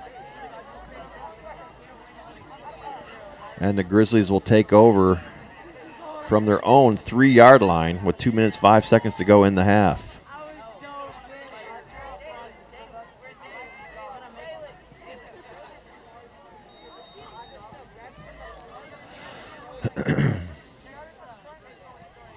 All right, Holland stands in his end zone, under center actually, and he hands that ball off to Contreras. He gets out a little bit of running room as a flag comes in on the backside, but Contreras gets it out to about the 8-yard line on the 5-yard carry, but there is a flag.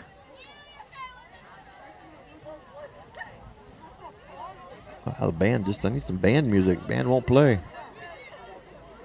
Trying to sort this out, see who is, looks like holding against the Grizzlies, so it's going to back up half the distance to the goal, so it's going to take it down to about the 1.5-yard line where it'll bring up first and about almost 12. Maybe 11 and a half.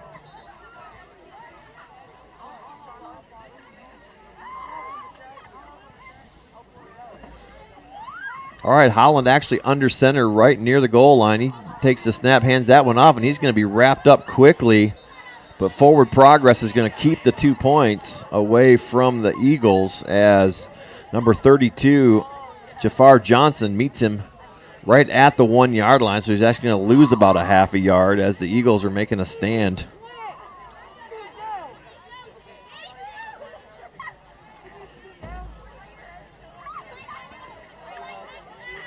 So Holland, his last couple plays, has been under center instead of the shotgun position, and he's still under center from the 1-yard line.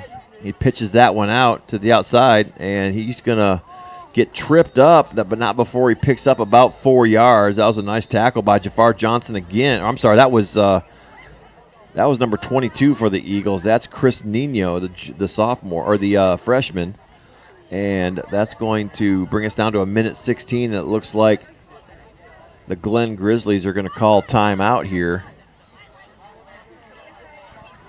to talk about it, as they're going to have 3rd down and 8 when we come back from this message from your sponsors.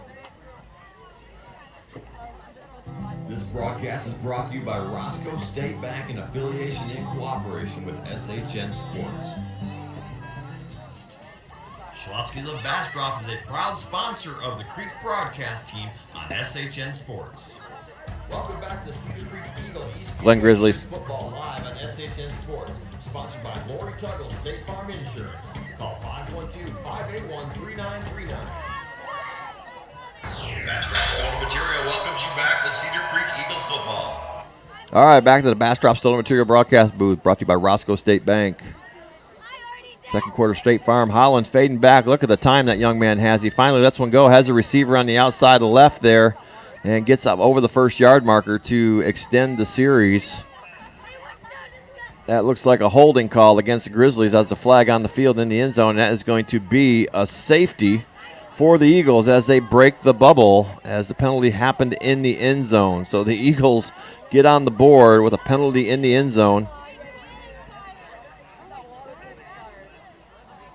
And a safety, and they will get the ball one more time here before the end of the half as the Eagles break the goose egg on the safety.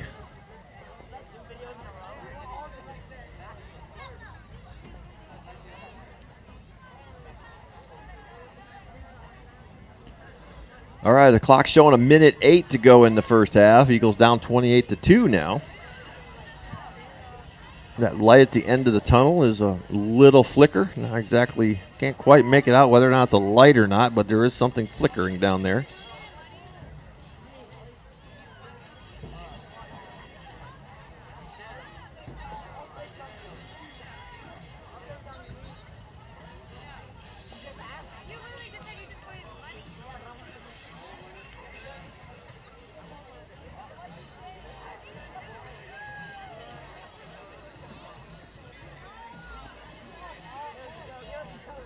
All right, so the penalty is going to be enforced on the kickoff, so the Grizzlies are going to stack it up at their own 20-yard line.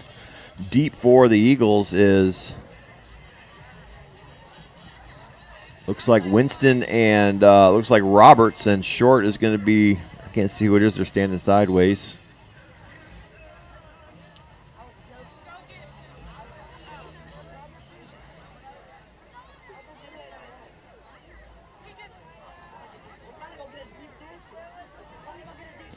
And there's a kickoff, and it's going to be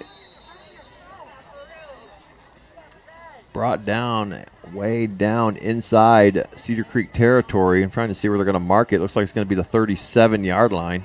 Nope, they're going to re-kick that because the ball got kicked out of bounds. So the clock should be reset to 1:08,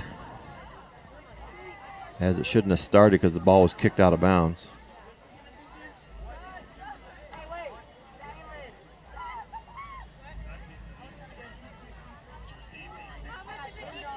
So they're going to back that up to the 15-yard line. As Rosas will set it up again.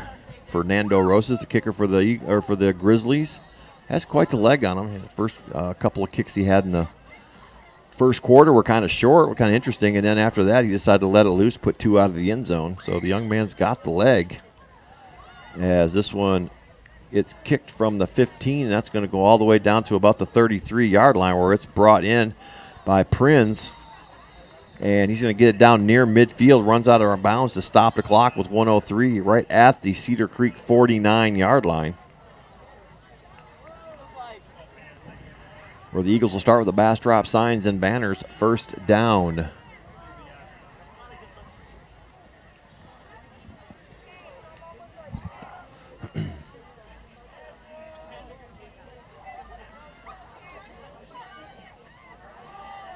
So the Eagles talking about it over on the sideline.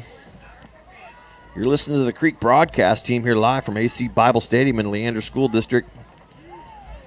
I'm Pistol Pete flying solo. I got my son Barton on the video camera, bringing you all the up close and personal shots. There's the snap as McLaughlin rolls out to the right. He's looking to throw. Nobody open. There's a flag on the play. Looks like there might be a hold in the backfield there as McLaughlin was running for his life. Chris Freeman doesn't look too happy, so it might be against him. Yeah, it's going to be a hold against the Eagles, so that's going to bring it back 10 yards.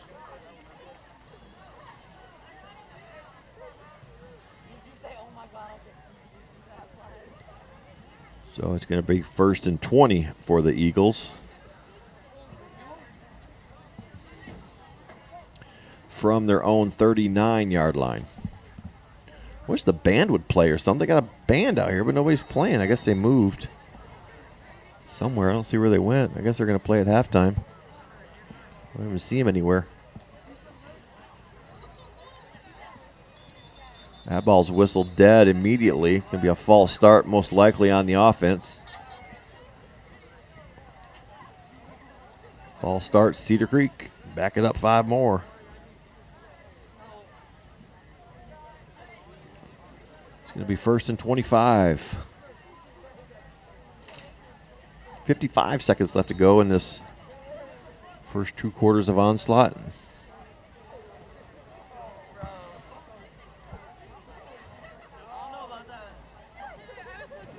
Eagles started out by fumbling the initial kickoff and just never recovered from that, as the Grizzlies have scored 4 touchdowns on 7 possessions.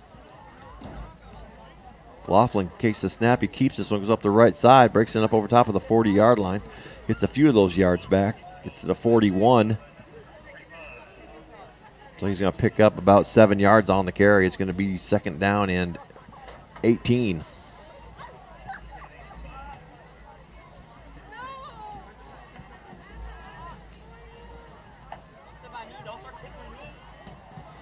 McLaughlin's one setback, 2 receivers near side. One goes in motion, or I'm sorry, that's Winston goes in motion out of the backfield. He's got to throw it. That ball's tipped down or under pressure, and an incomplete pass by McLaughlin. Intended receiver is Aiden Prinz.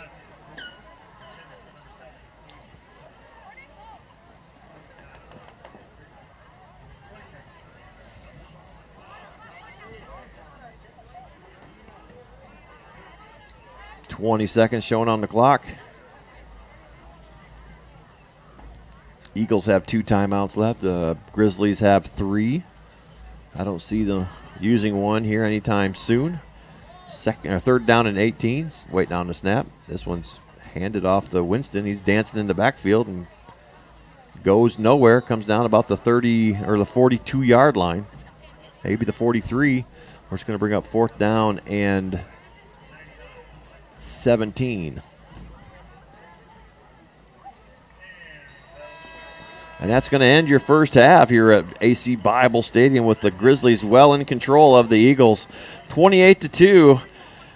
Halftime show coming up, and we're going to have me.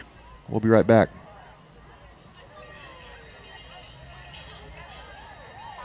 Life insurance is one of those subjects that make people want to change the subject, rather than admit they probably don't have enough. That's why State Farm agent Lori Tuggle in Bastrop focuses on how the benefits of life insurance actually live on by asking people to think in terms of life without having to sell the house insurance or life without having to give up college insurance.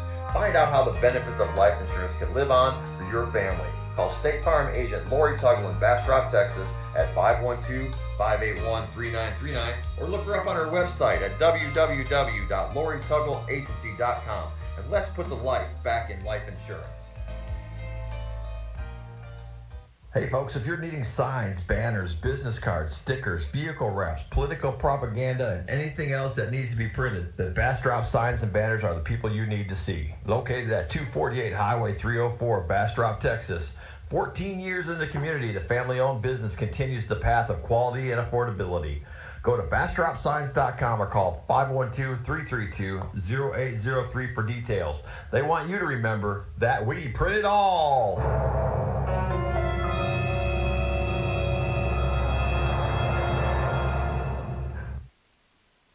Uncharted Adventures is the house of untraditional entertainment. From a smash room, axe throwing, a barn lounge, and an area coming soon, 2 lanes of airsoft shooting gallery for the kids of all ages. We are growing to expand your untraditional entertainment. For details, go to unchartedadventures.com or at Uncharted Adventures on Facebook to book your next adventure. That's Uncharted Adventures, the home of untraditional entertainment. If you're from Texas, you understand the value of hard work, a warm smile, a firm handshake, and the loyalty of a friend. These defining qualities of what it means to be from Texas are the qualities you'll find in the folks at the Roscoe State Bank. Formed in 1906 out of the farming plains of West Texas, the Roscoe State Bank has been a model of true community banking for almost 110 years. Honesty, integrity, hard work, it's what being a Texan's all about. And that's what Roscoe State Bank is all about. Roscoe State Bank is a proud supporter of Cedar Creek Eagles and a member FDIC. Hey folks, did you know for over 22 years, Bastrop Stone and Material Supply has been the go-to for professionals and DIYers to use for all their landscape projects. Established in 1998, the family-owned business has served Bastrop and surrounding areas with the quality, affordable landscape materials that they deserve. Their huge selection of materials will help you drive that creative side of you to help you create that dream landscape. For more information and details, visit BastropStone.com or call Jaime or Gabby at 512-303-5060. It's Bastrop Stone and Material Supply. Our reputation is rock solid. Bastrop Signs and Banners is a proud sponsor of Cedar Creek Football and the Creek Broadcast Team live on SHN Sports. Now to the plate at Schlotzsky's Big League Clubs. What a lots better lineup. Chicken and turkey clubs, a power-packed pile of poultry. Ham and turkey clubs, hey, somebody got stack happy. And that humongous hunk, beef and bacon clubs. Catch all 3 lots better big league clubs at Schlotzsky's now, before they're out of here. Are you a play outside the box kind of person, or just looking to unleash some pent-up aggression, or maybe just celebrating a divorce? Whichever it may be, I have the perfect place for you. Uncharted Adventures, formerly 512 Rage Room, located in Kyle, Texas at 395 County Road 202, Building 17B, right outside Kyle on FM 150. It has a huge smash room, 4 axe throwing targets, with a bar and lounge area for you to relax. You can smash and destroy anything from TVs, computers, glassware, furniture, even cars. It's great fun for the whole family. And coming soon, a 2-lane shooting gallery. Check them out at unchartedadventures.com for details, or call 512-537-3113. Ask for Damon, Trace, Sarah, or Denise. Book your next Uncharted adventure now. That's Uncharted Adventures. They are the house of untraditional entertainment. At Roscoe State Bank, we're more than just banking professionals. We're your neighbors. Family owned, the bank first opened its doors in Roscoe, Texas in 1906. Since then, we've expanded to new locations, including Bastrop. We strive to be the best neighbor possible to those we serve, offering great products, the latest in mobile and online banking, convenient hours, and more.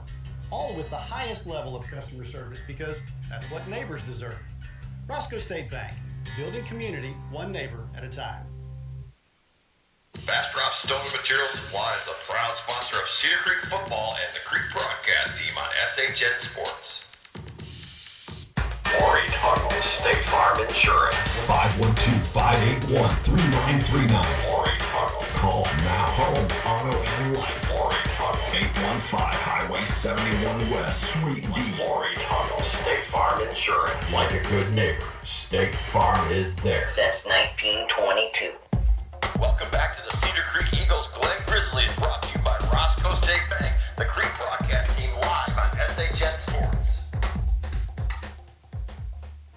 All right, folks, back here at AC Bible Stadium, where the Grizzlies marching band is on the field. Tonight's homecoming for them youngsters, so we're going to turn this down and let you enjoy the band here for a second while I finish tallying these awesome stats for the Cedar Creek Eagles for this first half.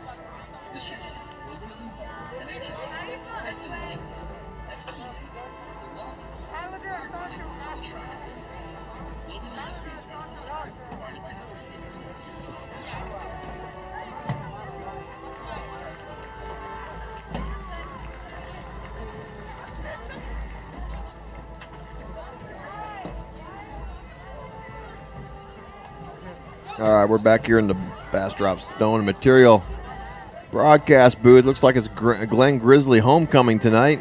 And so in the meantime, we're going to rattle off a few, take a minute to read off some stats for the Cedar Creek Eagles, and that's about all it's going to take. So Brock McLaughlin had one carry for 38 yards and went 6 for 21 for 49 yards on the passing side of the ball. Number 19, Davin Winston, carried the ball 7 times for 60 yards, and his longest was a 49-yard run to get the Eagles in scoring position, but they just couldn't pull the trigger, ended up turning over on downs, and ultimately ended up Grizzlies creating or having a penalty in the end zone, resulting in a safety, so the Eagles got on the board with 2 points, so that's why it's 28-2. So, excuse me, I was choking on a Snickers there for a second. So number 11, Damian Perez, he has one catch for 15 yards, and he's got 2 carries. 2 carries for 27 yards.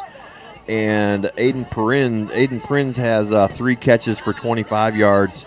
And that pretty much sums it up so far for the Cedar Creek Eagles on the first half. They turned over on downs twice. They punted 4 times. And they had 4. They had 5 penalties that first half that resulted in a lot of negative yardage. And also, Brock McLaughlin threw 1 interception. I forgot to mark that one down.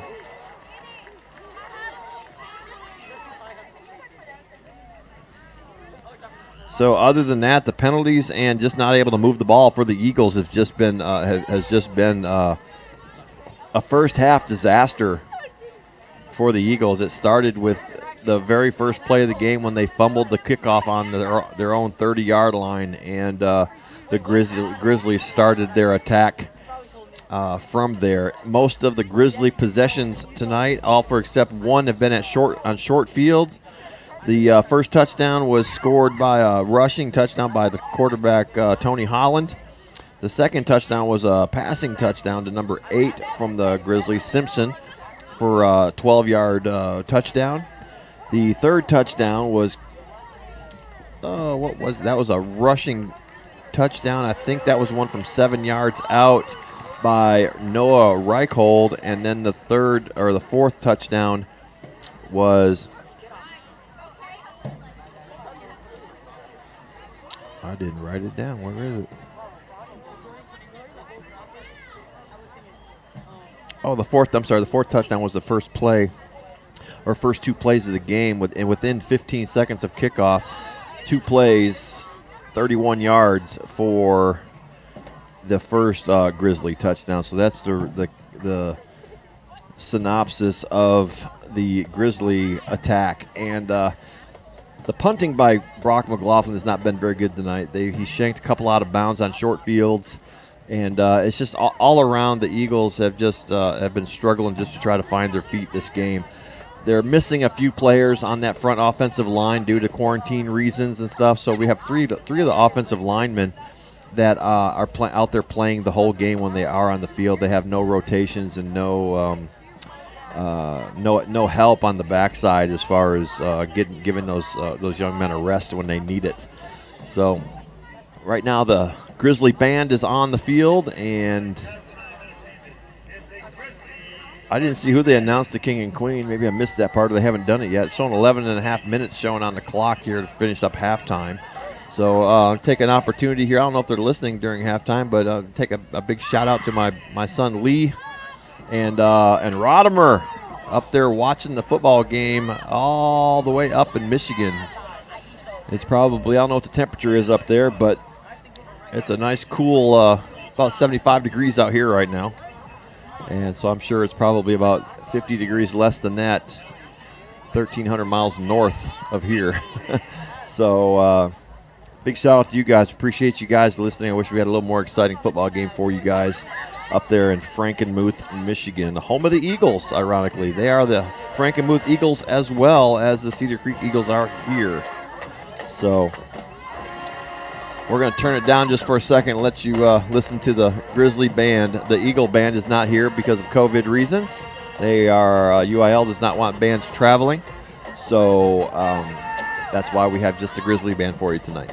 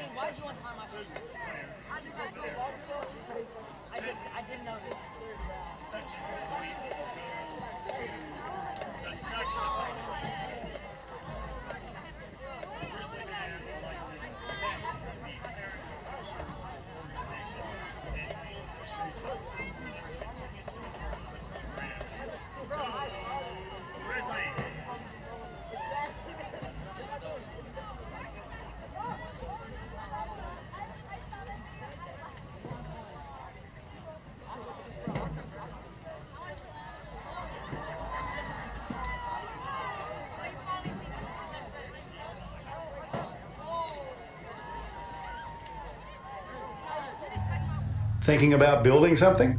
The Roscoe State Bank in Bastrop has money to lend for your project. Whether it's commercial or residential construction, the lending experts at the Roscoe State Bank can get you the funding you need to get the job done. Drop by the Roscoe State Bank at 710 Highway 71 West in Bastrop, right in front of Home Depot. Roscoe State Bank is an equal housing lender and a proud supporter of the Bastrop ISD and Cedar Creek Athletics. Roscoe State Bank, member FDIC. Hey folks, did you know for over 22 years, Bastrop Stone and Material Supply has been the go-to for professionals and DIYers to use for all their landscape projects. Established in 1998, the family-owned business has served Bastrop and surrounding areas with the quality, affordable landscape materials that they deserve. Their huge selection of materials will help you drive that creative side of you to help you create that dream landscape. For more information and details, visit bastropstone.com or call Jaime or Gabby at 512-303-5060. It's Bastrop Stone and Material Supply. Our reputation is rock solid. Tired of the usual? Schlotzky's is the only place to get the original toasted sandwich with made-from-scratch sourdough buns.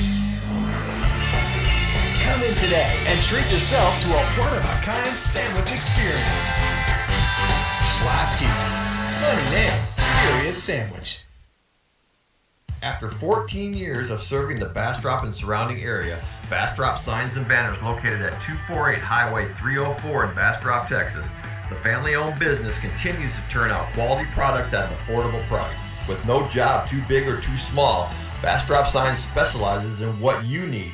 Whether it's a sign for the yards, promote your business, or getting that car, truck, or box trailer wrapped professionally, quality workmanship at an affordable cost is job one for Bastrop Signs.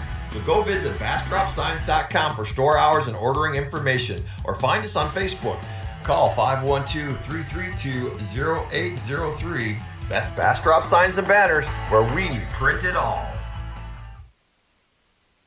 I'm in a state of caffeination, got all my fingers shaking. Must have been my large Americano, mochaccino, macchiato. Now the family's gone to bed, and that's my favorite time to get some tips on better rates. Cause my State Farm guy answers late, and even when it's not my agent, someone's standing by so patient. Getting coverage questions answered helps me to relax. Get to a better state, State Farm.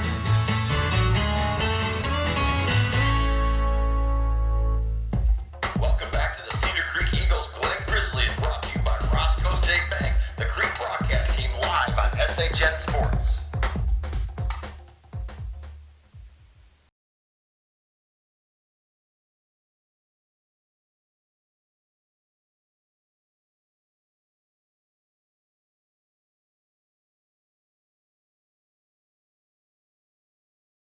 Bible Stadium, the Bastrop Stone and Material broadcast booth.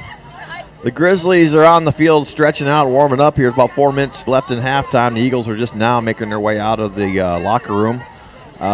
Maybe limping a little bit, licking a couple of wounds.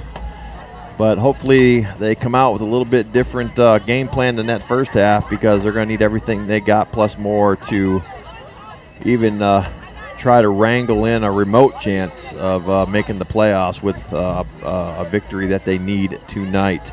They have Brenham next Friday, but there's kind of rumors circulating that that game may or may not happen due to some quarantine issues. So we'll keep you guys posted on Twitter and on the Creek Broadcast Network Facebook page as soon as I have that information. And I just want to do a quick shout out to a restaurant right here in in Leander, Cedar Park, whatever you want to call it. It's right here off of Whitestone Boulevard, or 1431, wherever you want to call it, up here. It's a barbecue place, and Bart and I stopped there and ate dinner before we came into the game tonight. And my, oh my, it was really, really good. I'm kind of picky about my barbecue because, everybody in Texas likes their own barbecue better than they like everybody else's. But the name of the restaurant is Styles Switch Barbecue, and they're located at 800 West Whitestone Boulevard, right there in Cedar Park, 78613. You can call them at 512-305-3611, or you can look them up on styleswitchbbq.com for any of their menu items. And I'm telling you, they did not pay me a single thing to do that shout out or do that little spot for them. But I just wanted to let them know and let the Cedar Park people know that is a very, very tasty barbecue. I can't remember the last time I had barbecue where I was pleased from the start to finish of the meal. Everything was unique. It had great flavor. My son Bart had the wings, the barbecue, hot wings, and they were outstanding. The sauce selection for your barbecue sauce is outstanding. I had the St. Louis pork ribs and the sausage, and it was just incredible. So if you're looking for some nice barbecue cuisine here in Cedar Park, there's also a location at the 6,000 block area of North Lamar here in Austin. So I highly, highly recommend it. Styles Switch Barbecue right here in Cedar Park. All right, both teams are back on the field. And there's a little over a minute and a half showing on the clock here to get the halftime started. And the Grizzlies had control of that whole first half. The only real mistake they made was creating that penalty in the end zone that gave the Eagles that 2-point safety to get them on the board. But again, this is one of those games that when we came into it, we knew what the Eagles had to do. They just haven't had the performance tonight that they needed to beat these Grizzlies. So the second half is going to have to be stellar in every aspect of the game for them to try to pull a rabbit out of the hat here. They're going to get the ball first as they deferred to the second half. I take that back. Looks like they're going to kick. So it looks like they lost the toss at the beginning, and the Grizzlies deferred. I had that backwards. My mistake. So the Grizzlies are going to have the ball to start the second half. But on paper, which is always a misconception, as far as the stats were concerned, the Eagles are actually showing better statistics in their offense and defense than the Grizzlies were. But then once the game started, that's a completely different story. It's just been a debacle from the get-go for the Eagles. They just cannot find the right page. But as Eric Rodriguez tees it up, he lets that one go. It's going to be a squib pick. It bounces, and it's in the hands of number 14 for the Grizzlies. He just takes it right to the ground after he stops it, and the Grizzlies will start 1st and 10 from their own roughly 35-yard line here at the start of the third quarter.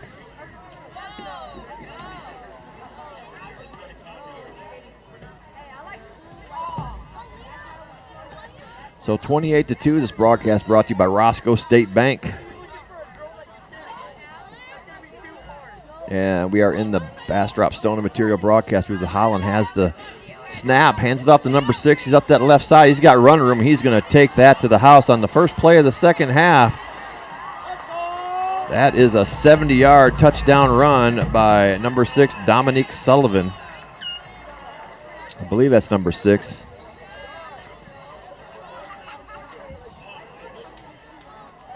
Let me wait till he gets a little closer here. Yes, that's number 6, Dominique Sullivan with a 70-yard touchdown run.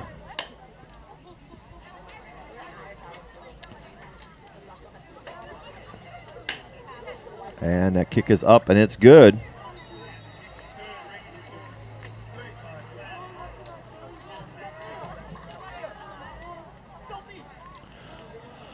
One play, 70 yards, 6 points. Point after is good. That's going to make it 35-2, just like that. That one only took 12 seconds.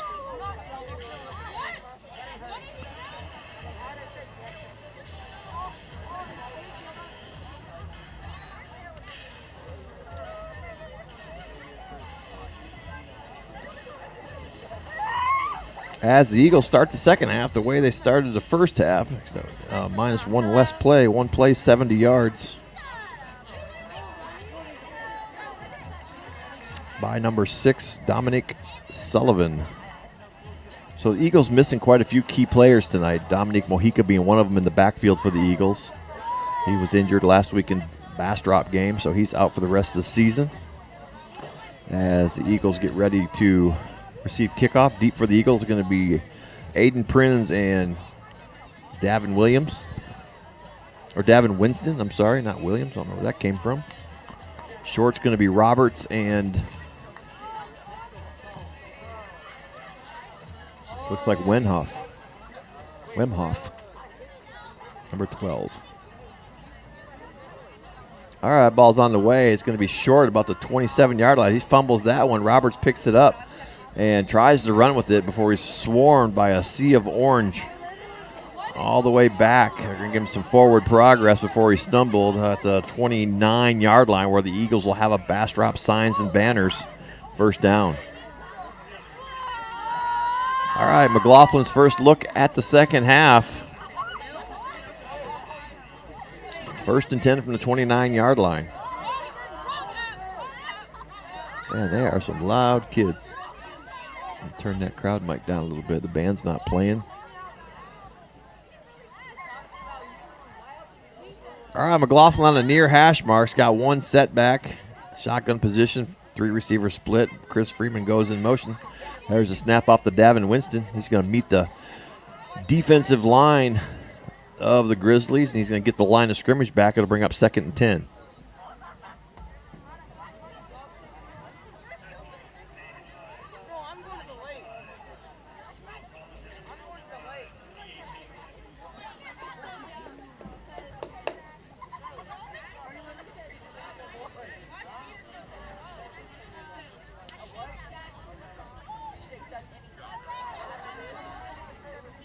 All right, McLaughlin sends 3 to the top side. One setback. Pitches it out to Winston, and he's swallowed up quick for a loss. And that's going to be is it going to be a fumble? It is a fumble. And Davin Winston fumbles the ball and picked up by the Grizzlies.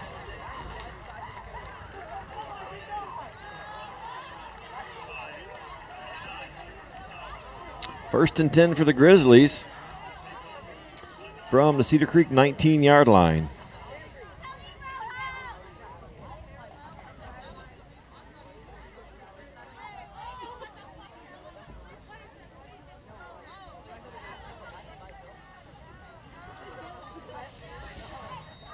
So the hits just keep on coming, as Tom Cruise wouldn't said. There's a handoff from Holland on the sweep to Sullivan. Sullivan breaks up the field, gets close to the 10-yard line, breaks a couple tackles, and walks into the end zone. One play, 6 points.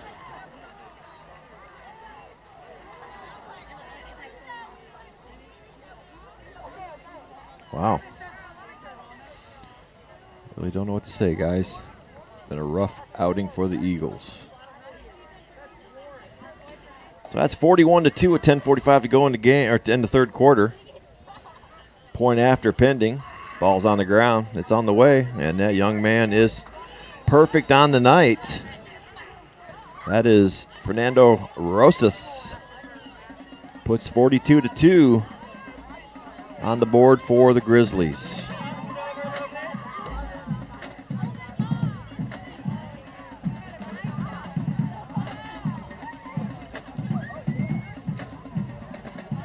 Schlotsky's of Bastrop is a proud sponsor of the Creek broadcast team on SHN Sports. Bastrop Stone Material welcomes you back to Cedar Creek Eagle football. All right, just like that, in a minute and 15 seconds, the Grizzlies get 2 more tallies. 42-2 here at AC Bible Stadium. Pretty much all over but the sniveling for the Eagles, as they just cannot find any cohesiveness whatsoever in the form of putting any points on the board, as they are just, I don't know what's. It just does not look like the same Eagle team that we had the first 2 games of district where we won back-to-back games. It looked so hopeful and so promising, and then slowly but surely just kind of fell apart.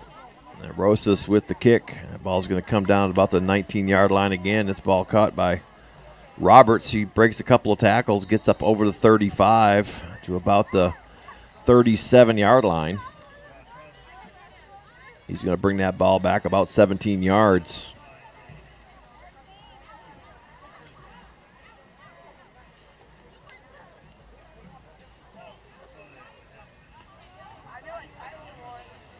Where the Eagles will have a bass drop, signs and banners, first down from their own 37-yard line.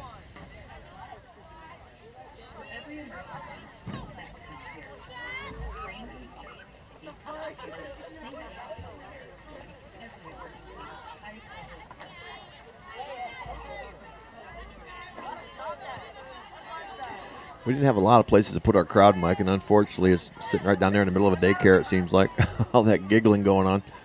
McLaughlin has it, fades back looking to throw. He's got a receiver in Prinz up near the 45-yard line. It's going to be about 8 yards on the catch.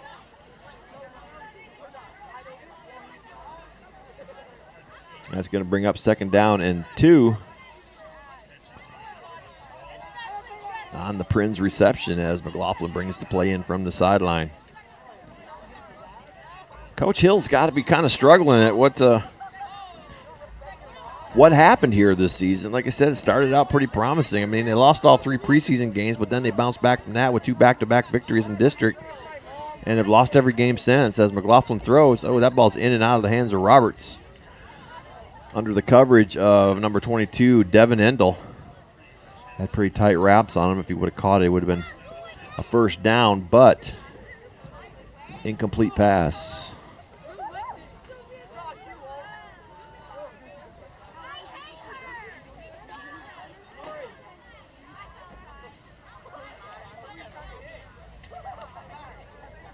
So most of your Eagle offense tonight has been generated by only a few players. That'd be Davin Winston, Aiden Prinz, and McLaughlin himself. And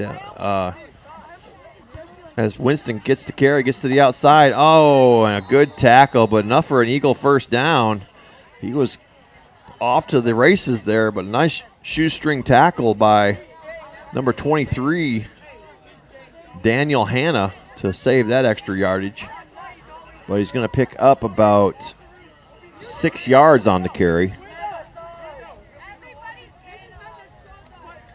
And enough for a bass drop, signs and banner first down right at midfield at the 50-yard line. McLaughlin shotgun empty backfield, 4 receivers split. Looks to the side in the bubble screen, and Davin Winston gets the reception and dances a little bit and goes nowhere.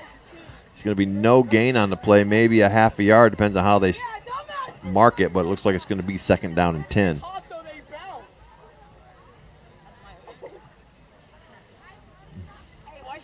Yeah, no gain on the play. 9:20 to go here in the third quarter. Grizzlies in control, 42-2.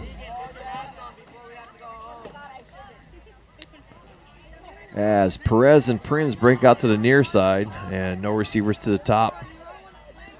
Chris Freeman's over here, it looks like. Then hand off to Winston, trying to find a hole, and gets back up to midfield and maybe a yard. Looks like they're going to mark it at the 49-yard line in Grizzly territory, so it'll be a carry of 1.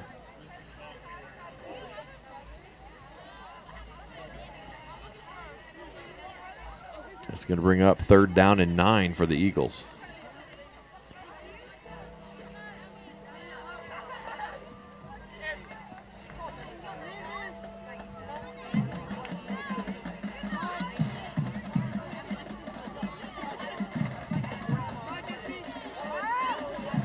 All right, McLaughlin drops back. Shotgun position, 1 setback, sends Freeman in motion. 2 receivers near side. While he's going to pull it back in, he's going to throw. Oh, and he's hit hard. Roberts with the catch. Up to the 44-yard line. It's going to be short of the first down. It's going to bring up 4th and 4.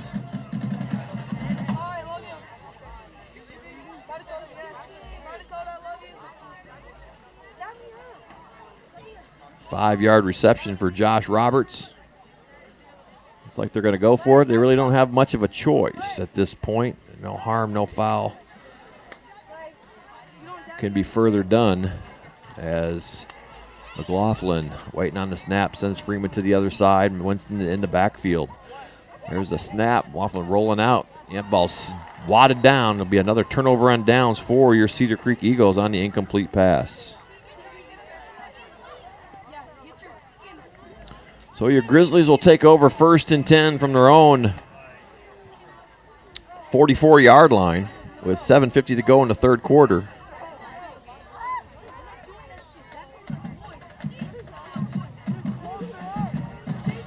So far, the second half of the Grizzlies, 2 plays, 2 touchdowns for a total of 89 yards of offense. Holland under center, I formation, hands it off to the inside. Looks like we got a couple new players in the game getting some snaps. Number 26 with the carry. That is Miguel Cabral. He's a junior running back. Picks up 2 yards on the carry.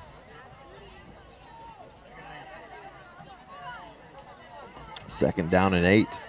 Holland, shotgun position, hands it off to Cabral again. Oh, ball's on the ground, fumbled, still loose. Who's got it? Looks like the Grizzlies may have recovered it because the Eagles don't look too excited. It was in the hands of an Eagle short for a split second, but squirted back out, and the Grizzlies were able to jump on top of it for a 3-yard loss back to the 43-yard line. So it looks like it's going to be 3rd down and 11.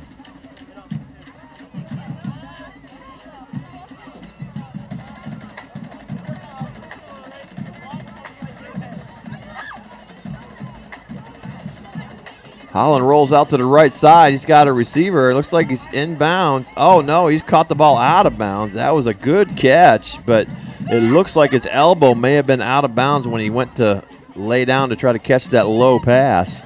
And that's going to bring up 4th down and 11, I believe.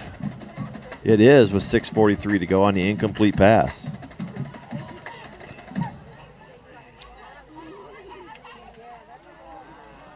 So it looks like the Grizzlies are going to go for it. Actually, I'm not sure because that Reichhold is standing. Looks like he's in the punt formation. Looks like it's going to be a short snap as Contreras comes in motion.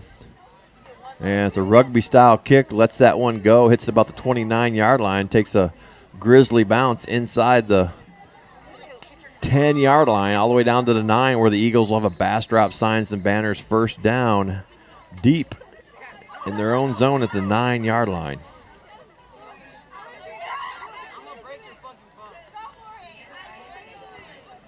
Okay, I apologize for any language down there being caught by the crowd mic.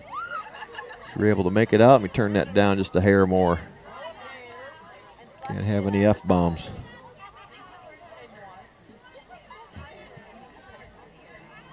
All right, the Eagles 1st and 10 from their own 9-yard line. 6:30 to go here in the third quarter, down 42-2.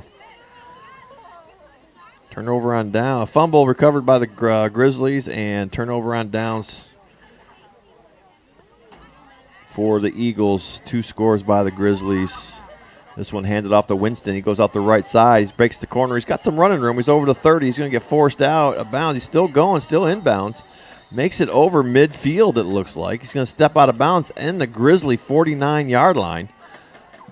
That was a nice 40-yard run, 42-yard run for Davin Winston, his second longest of the night.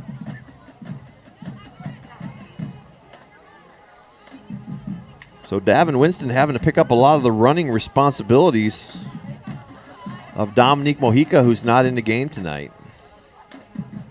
And it's like there's going to be a Grizzly penalty on the play. It's going to add 10 more or 15 more yards to the tally on a personal foul. That's going to take it all the way down to the Grizzly 34-yard line.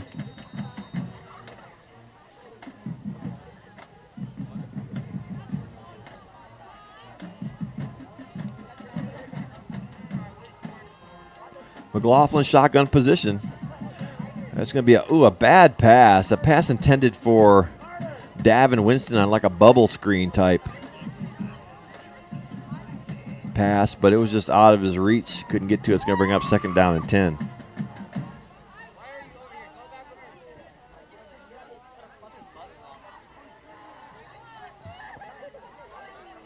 McLaughlin brings in the play. You're tuned in to the Creek broadcast team on SHN Sports.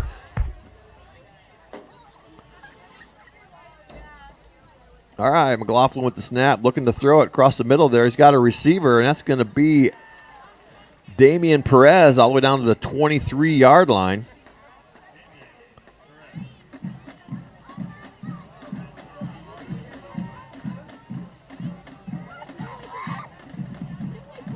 What was that, a 14-yard reception?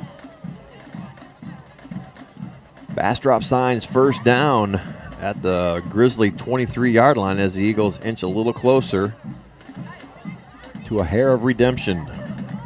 5:36 to go in the 3rd. Hand off to Winston. Nope, off the right side. That ball is, he's still going. Wow, Davin Winston with a 2nd effort. It looked like the play was dead, but then all of a sudden he just took off. It looked like McLaughlin tucked it for a second. It looked like he was going to throw.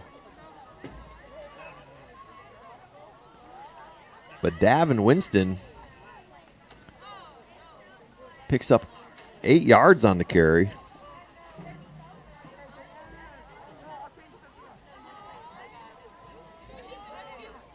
And it's going to bring up 2nd down and 2 for the Eagles right at the 15-yard line. There's a whistle on the play. Looks like the Eagles want to call timeout and maybe talk about this one, as their opportunities in the red zone have been very few this evening. So maybe they want to try to get this one right as we take a short break. You're listening to the Creek broadcast team live from AC Bible Junior Memorial Stadium in the Leander Independent School District. Grizzlies on top 42-2 here late in the 3rd quarter. I'm Pistol Pete.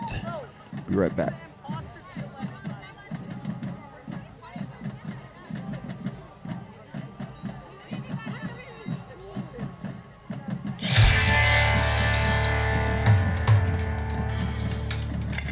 Tired of the usual? Slotsky's is the only place to get the original toasted sandwich with made-from-scratch sourdough buns. Come in today and treat yourself to a one-of-a-kind sandwich experience. Slotsky's. Funny name, serious sandwich. All right, back here with AC Bible. McLaughlin waiting on the snap at the 15-yard line, sends one in motion. Screen pass out to Damian. Oh, my gosh. Right into his hands. Had room to run. Took off running before he got the ball. Incomplete pass. That's going to bring up 3rd down and 2.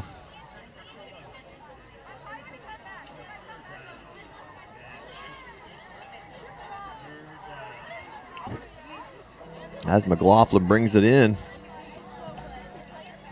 Spread out. Just concentration. Little mistakes like that to just add up and to create just enough to create disaster. One-on-one coverage to the top side. McLaughlin waiting on the snap. Hands that one off to Winston. He bounces out to the outside. He's got one to break. Oh, and gets up inside the 10.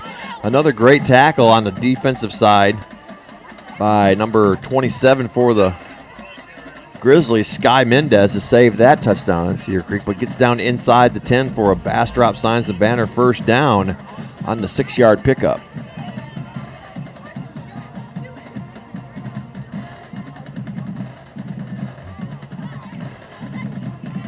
So Davin Winston getting most of the offense so far this second half as the Eagles are threatening inside the 10, 1st and goal from the 9. 4:18 to go in the 3rd quarter. One goes in motion. McLaughlin waiting on the snap. Pitches it to Winston. He's got a little bit of running room. He lowers his head, hits his knee about with the 1-yard line, near touchdown, but nonetheless it's going to be 2nd down and goal. It looks like they're going to mark it. I'm trying to see. It looks like they're going to mark it right at the 1-yard line. And Davin Winston with the 8-yard carry.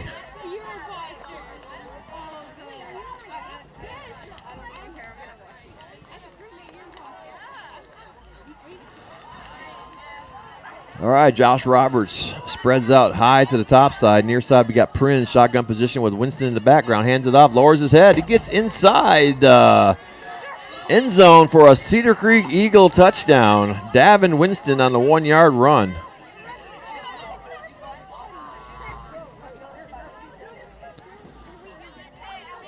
Eagles break the touchdown curse and get on the board here with 3:26 to go here in the third as Eric Rodriguez comes on for the extra point. McLaughlin with the hold.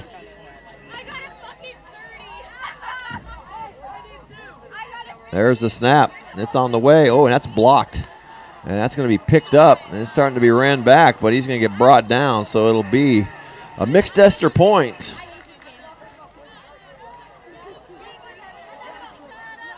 So it's going to stay 42-8. Grizzlies on top here. Late in the third quarter, 3:26 to go, and the Eagles will kick it off to the Grizzlies here very shortly. When we come back from this, you're listening to the Creek broadcast team on SHN Sports. Hey friends, if you're looking to beautify your home or create that perfect backyard getaway, Bastrop Stone and Material Supply has been a family-owned business since 1998. Located at 1433 Highway 71 west of Bastrop, they're open Monday through Saturday, 7:30 a.m. to 5:30 p.m. Because whether you're a professional or a DIYer, it is the only stop to make for all your masonry and landscaping products you will need to make that dream happen. It's all at Bastrop Stone Material Supply.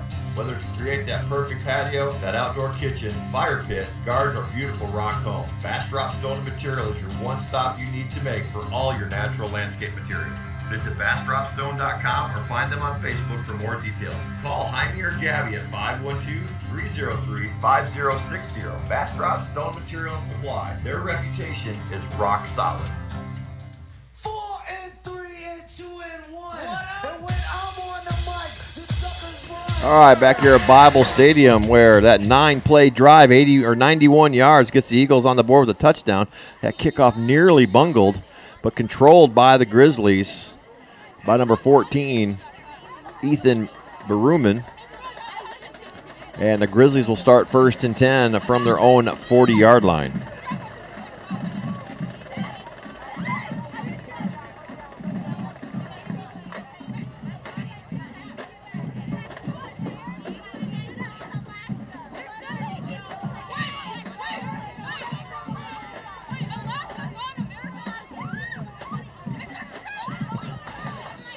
All right, that handoff up the middle for a 1-yard gain.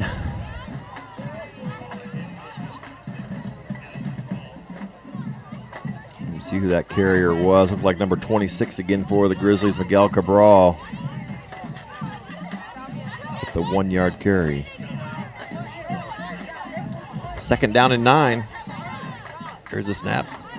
Holland hands that one off to Contreras. He breaks up towards the 45-yard line, and he's going to pick up 4 yards on the carry.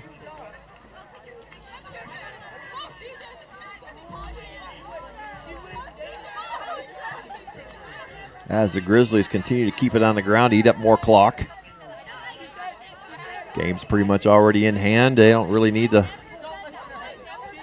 wear themselves out. I'm surprised Holland is still in the game as he rolls out to the right, looking to throw. Ooh, incomplete pass. That was intended to Jaden Simpson.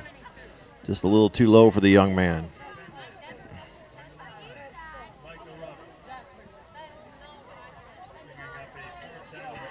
So the Eagles have Brenham next week if the game goes on the 20th at Memorial Stadium. That's going to wrap up the district play for the Eagles. Brenham will be coming in tonight. I'm assuming they're probably going to take care of Elgin tonight, so they should be coming in 5-2 to the Eagles. Pending outcome here.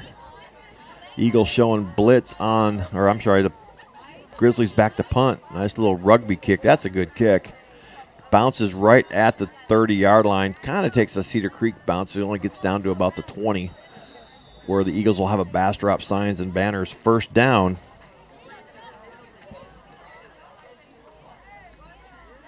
On one of the Grizzlies' rare punts of this game.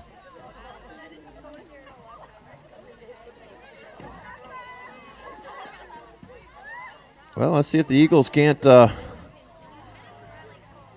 march at 80. They just marched at 91 on 9 plays for a Davin Winston 1-yard rushing touchdown, but that whole series was nothing but Davin, except for one pass play that was caught for about 14 yards by Damian Perez, and that was also with a 10-yard or 15-yard penalty on the Grizzlies to advance the ball 15 more yards. But Davin Winston was the offense on that touchdown drive. McLaughlin takes the snap. Perez in motion. He's got a pass. Oh, and that ball's nearly intercepted in and out of the hands of the safety there on that far side. I can't see who that is. Number 27, Sky Mendez, almost comes up with it. Incomplete pass for McLaughlin. Brings up 2nd and 10. 2:06 to go in the third.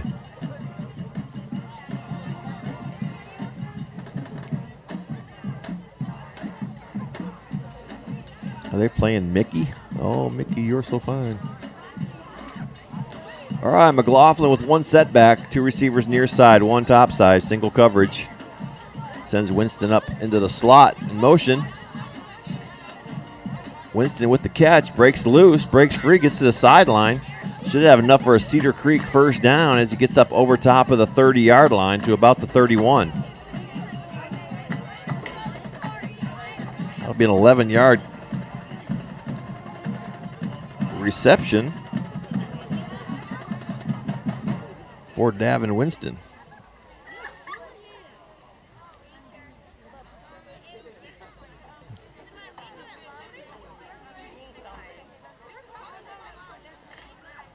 This has been the McLaughlin Davin Winston show here so far in the second half.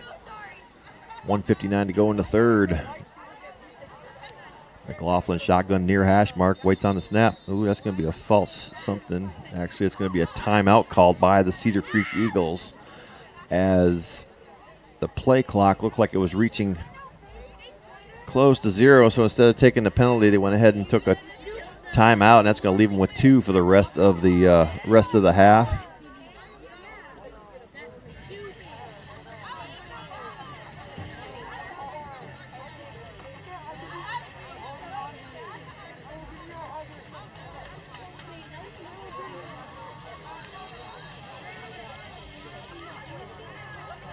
So, like I said, Brenham is the last game next Friday at Memorial Stadium, and pending a win tonight for the Eagles, if they are able to pull this out, probably going to end their season.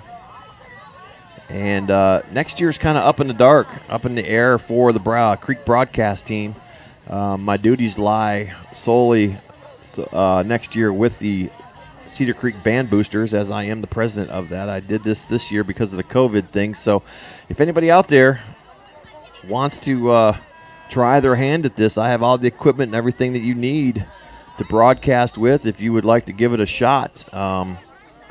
And, be serious about it. There's a pass out to the right side to Perez. He picks it up, gets close to the Cedar Creek first down. Looks like he's going to be a yard short. As a little sportsmanship there, Perez helps up the Grizzly player as they're being tackled. And that ball up to the 40-yard line.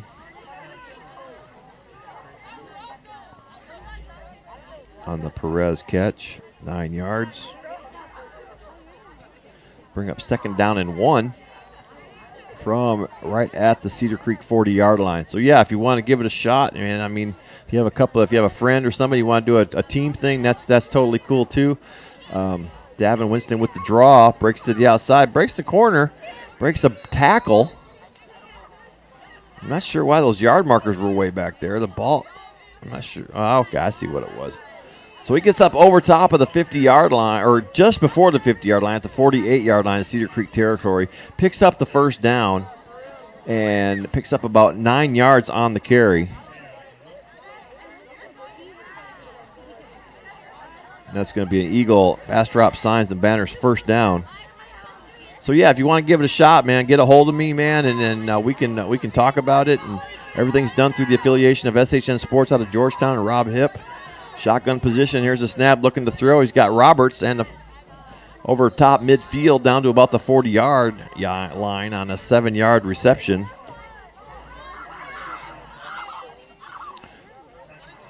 Going to bring up 2nd down and 3 as the Eagles continue the drive, eating up a lot of time on the clock with 55 seconds to go here in the 3rd. So it's fun. It's a lot of work. It takes some preparation to get ready for games, but we got max preps and stuff like that. If you keep your own stats, it's easy to keep track of stuff. But, it's just something I can't do on my own anymore. There's a pass incomplete intended for Prinz as McLaughlin was under a lot of pressure. He gets up limping.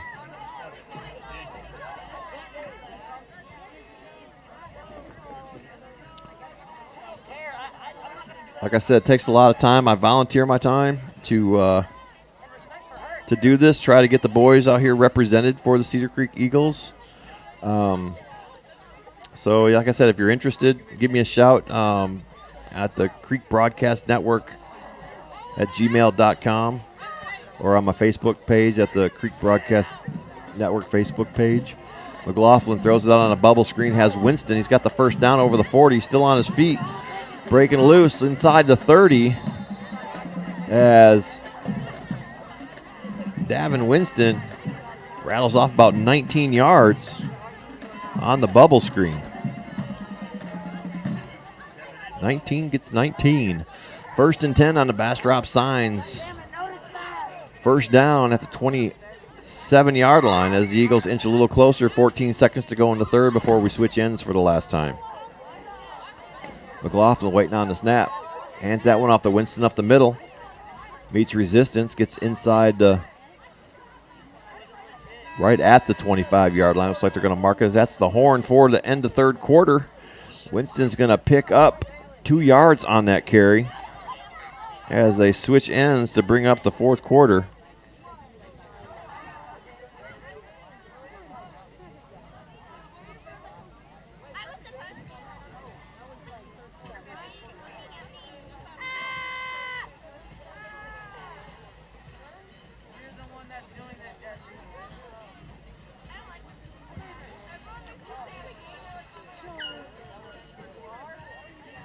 Bastrop Stone Material Supply is the proud sponsor of Cedar Creek football and the Creek broadcast team on SHN Sports.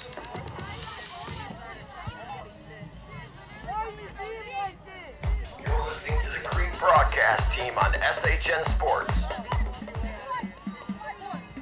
Yeah, it's a little difficult to hold down a full-time job and do this at the same time. A lot of volunteer hours split between doing this and the band boosters.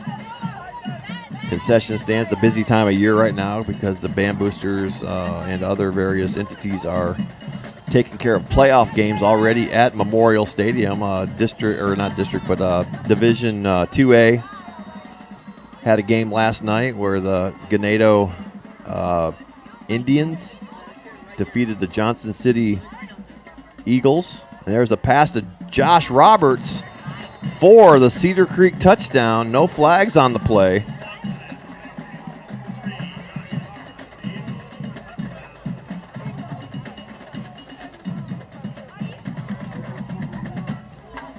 So Cedar Creek gets another tally, take it up to 14-point after pending. That was about I don't know where that was.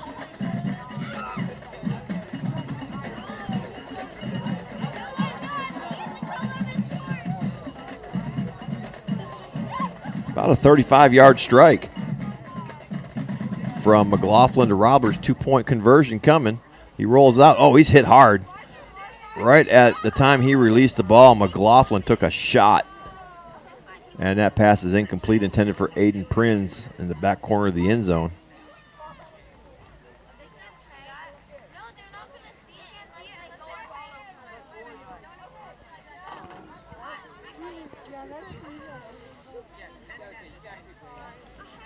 So it stays at 14, 42-14. Oh, I forgot to add that last tally on the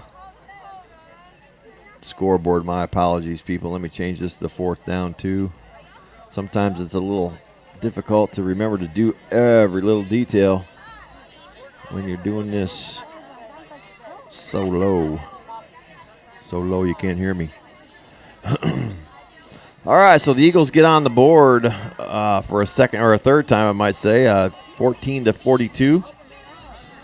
Eagles are going to come out. Most likely be an onside kick. Let's see if we can't be successful at that.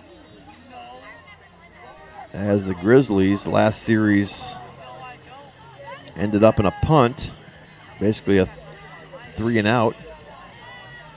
Ball's teed up at the 40-yard line. Eric Rodriguez with the duties tonight as Henry Jones has the night off. So a little information about the Grizzlies. Football coach Rob Schoenfeld, he in his 5th year. Oh, and that ball's brought down by the Eagles, and they recovered the onside kick in Grizzly territory at the 49, 48-yard line. Nice job by the Eagles.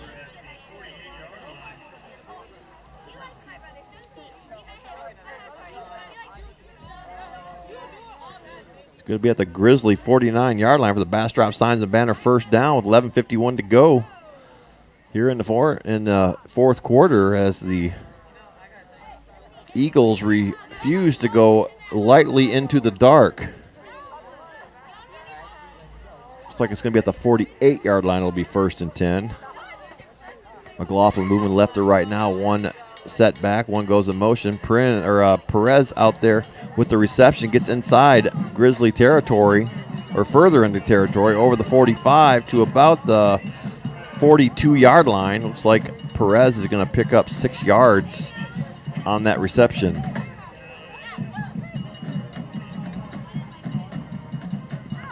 Second down and 4 for the Eagles.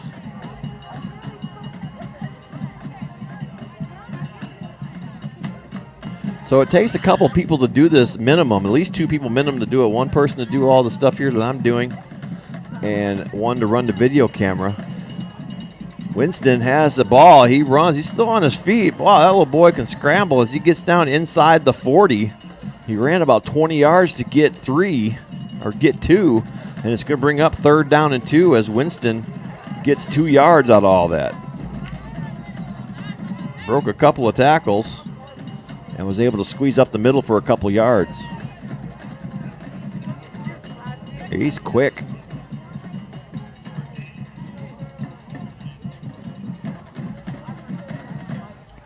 All right, McLaughlin with 1 setback. 3 receivers top side, 1 near side in single coverage. Safety's being drawn in just a little bit. McLaughlin looks to throw. Oh, that was a bullet to Roberts. Incomplete pass right over his head. Good coverage by the Grizzlies. Number 22, Devin Endel, was right there regardless. Probably heard footsteps, made him miss that pass. It's going to bring up 4th and 2.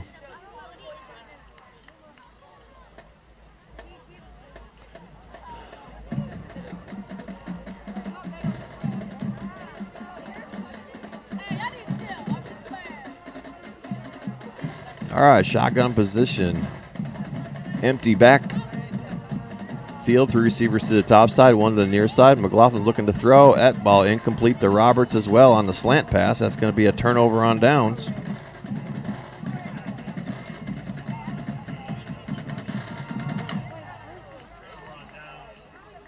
And the Grizzlies will start 1st and 10 from their own 40-yard line.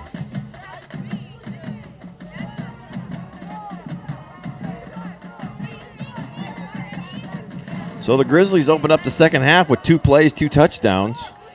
And then they've started from their 44-yard line and 40-yard line on the other 2 reception series, and those 2 ended in punts. That ball's handed off the middle. Ooh, that was a hard tackle by Jafar Johnson. As 26, Miguel Cabral with the carry. He's going to pick up 5.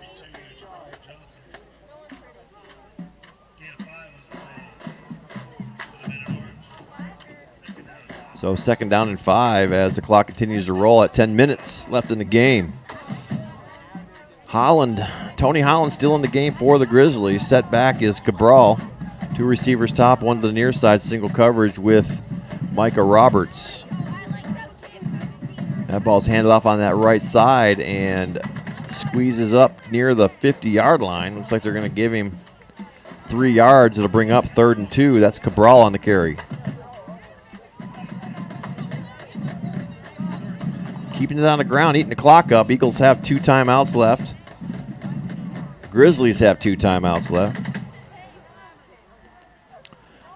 I really can't think of any possible scenario to get 28 points in 10 minutes. So as the Grizzlies continue to eat the clock up, play clock down to 6 seconds. Holland with the snap, hands it off on the left side. He's got running room and a Grizzly first down. They're trying to strip the ball. Cabral with the carry. And he's going to pick up 9 yards. And a Grizzly first down.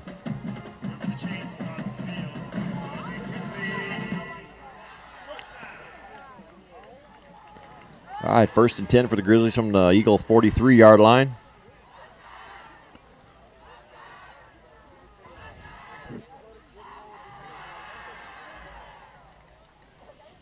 Shout out to my buddy Bart on the video camera. He's been with me this whole season so far. Taking care of the video duties. Took him about 10 minutes to master it as far as I'm concerned. One less thing I have to worry about. So thank you to him. That carry was Cabral for 3 yards up the middle to the 40-yard line.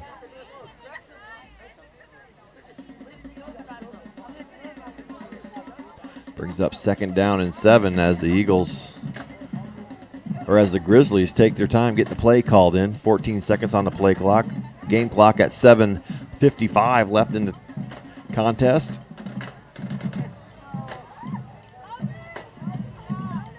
Second down and 7.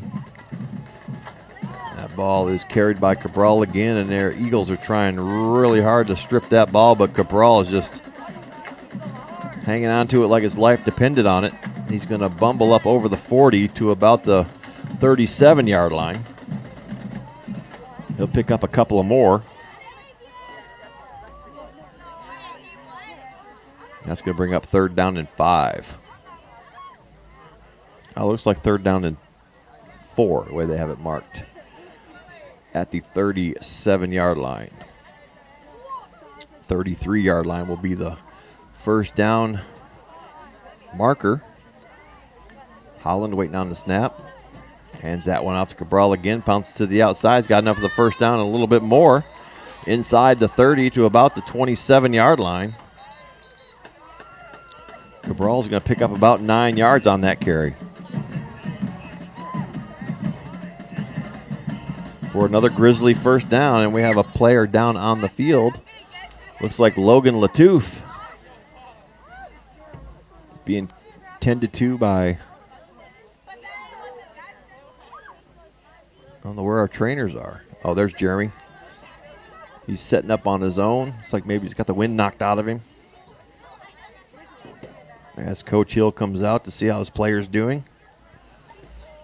Respectfully, both teams taking a knee. And Latouf is up on his own. Looks a little groggy, but he's walking off on his own power with Jeremy Tarks nearby. I'm sure we'll see Logan back in before the game is over. He's a tough competitor.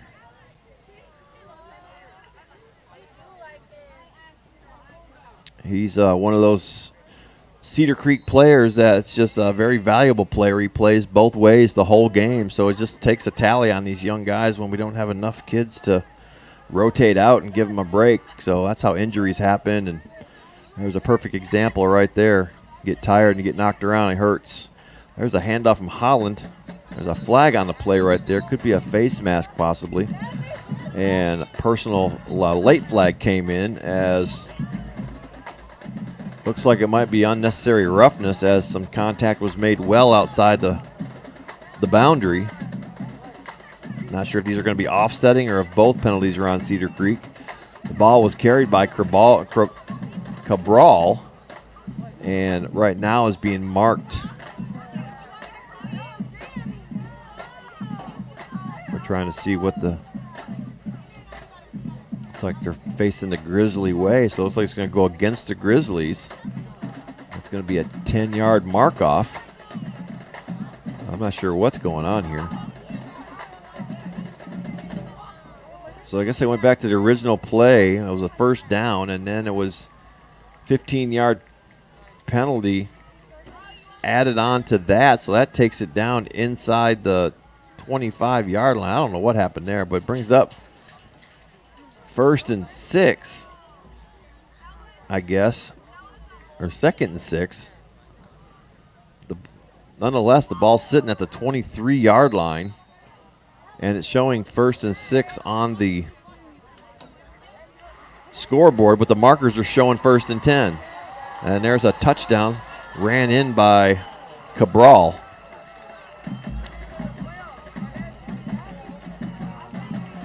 For a 23-yard tally.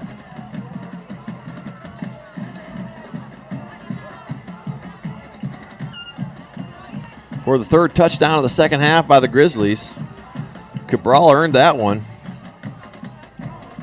Every single run play happened on 1, 2, 3, 4, 5, 6, 7, 8 plays were all draw plays for number 26. Miguel Cabral to finish that off with a 23-yard touchdown run. Point after pending as Rosas comes on for the point after. The hold will be number 8, Jaden Simpson.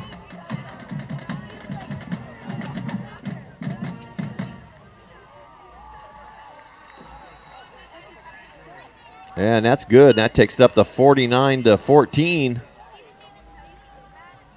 Glen Grizzlies on top here with 6:27 left to go in the 4th quarter. You're listening to the Creek broadcast team on SHN Sports live from Bible Stadium.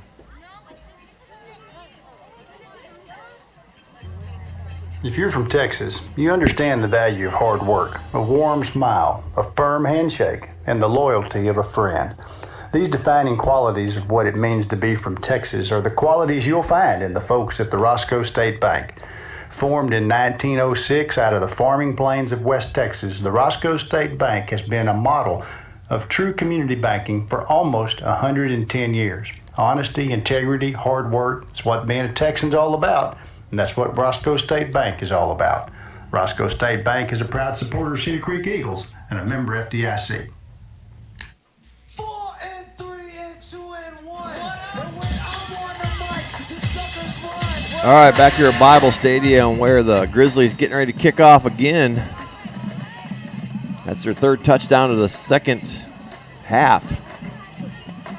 2 in the 3rd quarter, and then this one here in the 4th quarter with 6:27 left to go. Rosas getting ready to tee it off. Nice kick right up the middle. It's going to come down right in the end zone as Winston's going to go ahead and bring it out.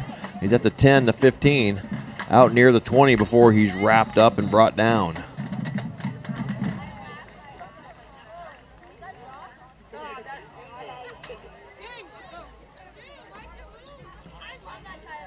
So the Eagles will start at the Bastrop signs and banners.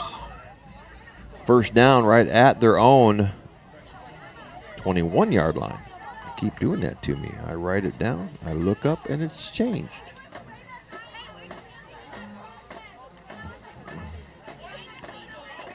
All right, McLaughlin brings him to the field one more time. I take that back. McLaughlin's going to take a rest, and it's going to be number 4, Brian Allen, the backup quarterback for the Eagles. His last time in the game, he ended up in an interception. And he hands that one off up the middle.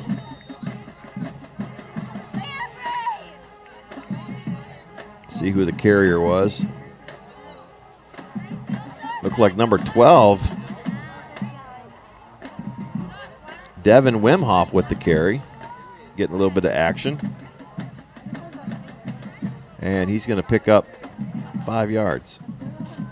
Bring up 2nd down and 5 for the Eagles from their own 26-yard line.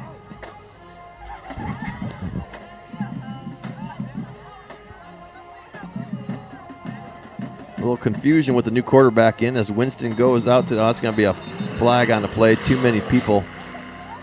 Too many players on the field as Winston was trying to get off the field at the last second. That's going to create a Cedar Creek penalty.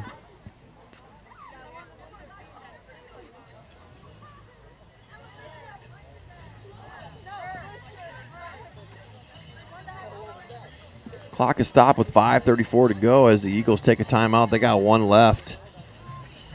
It's kind of a wasted timeout, I would think, because the penalty was going to stop the clock anyway.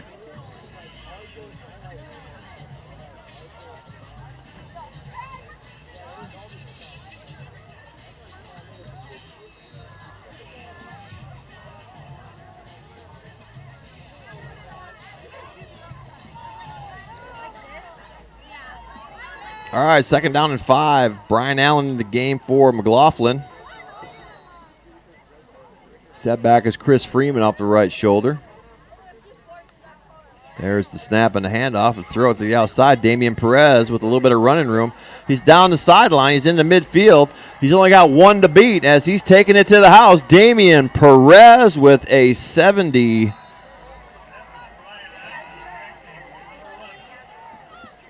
No flags on the play. That's going to be a 74-yard touchdown run or touchdown pass by Damian Perez.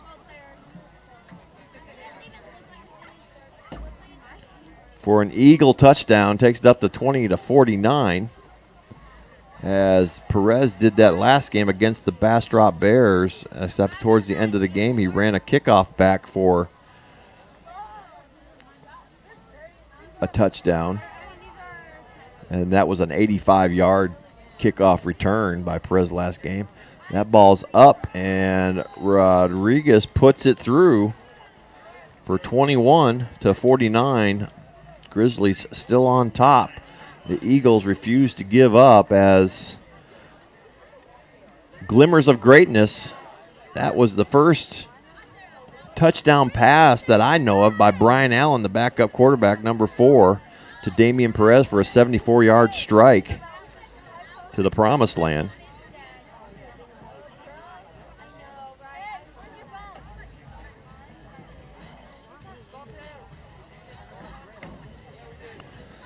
So unless he throws again, so far he's 1 for 1 for 74 yards and a touchdown. Brian Allen is a sophomore, so we probably want to look for him, because McLaughlin's only a junior, so we're going to have him one more year, and Brian Allen can just continue to improve in that time, because come his senior year, he'll probably have the call unless the Eagles are able to bring somebody else to the quarterback chair. But right now it's Brian Allen and Brock McLaughlin are your quarterbacks. So we look for good things hopefully next season coming out of this year, second year for Coach Hill. And there's another onside kick. That's going to be a bouncer and a fair catch called by the Grizzlies inside the 40-yard line at about the 37-yard line, where the Grizzlies will start in 1st and 10. And they really shouldn't have any difficulty at all eating up this 5 minutes and 21 seconds.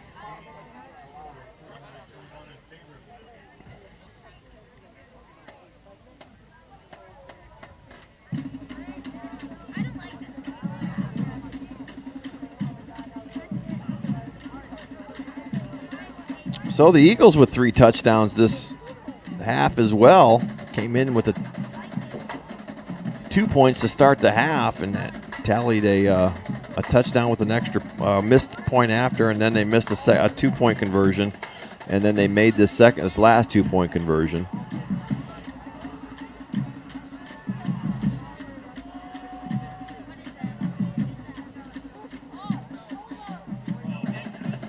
So that run play was swallowed up quickly for a loss of 1. It's going to bring up 2nd down and 11. I didn't see who carried that. I'm assuming it was going to be Cabral.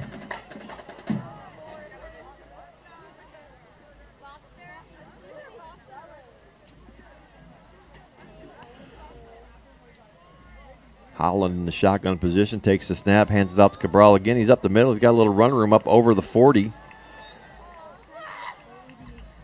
to the 43-yard line.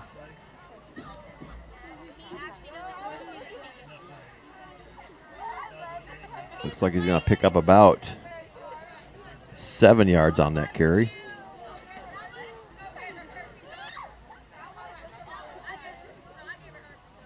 3rd down and 4. 4:15 to go in the game. Grizzlies on top, 49-21.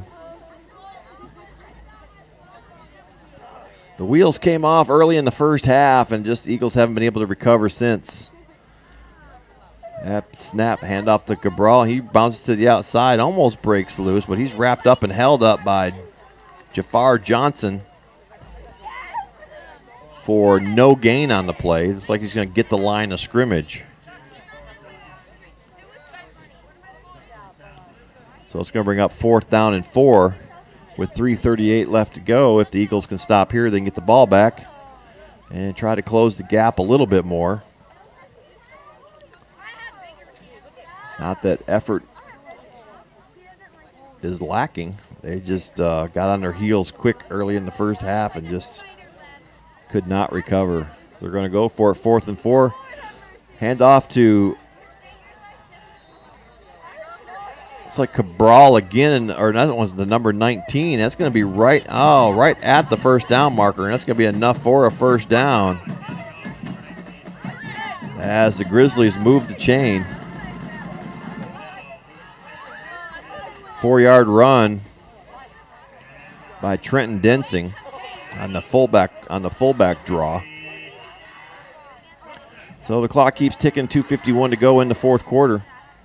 It'll be a short post-game show. Most of the offense generated by the Cedar Creek Eagles has been by Davin Winston in the second half. Had a 1-touchdown run for 1 yard, and Josh Roberts had a touchdown catch for 35 yards, and then Damian Perez had a catch for 74-yard touchdown pass. That was a first down by the Grizzlies all the way up to the Eagle 42-yard line.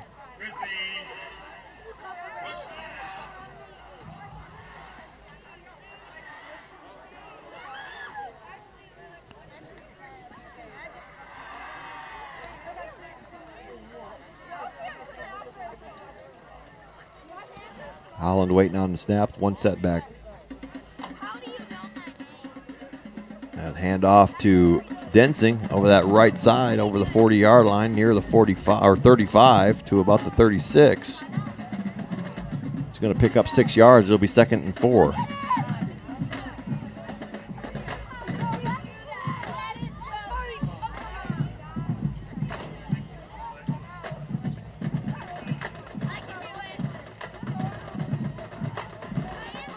Inside 2 minutes, inside a minute and a half, 1:26 to go in the game.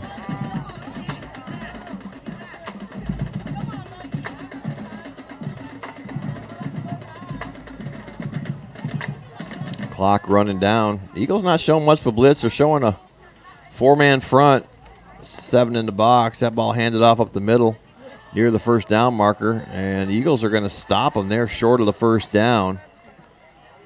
Got one marking. Looks like it's going to be about the 32.5-yard line. It's going to be about a 1.5 foot short. As Densing carried that one.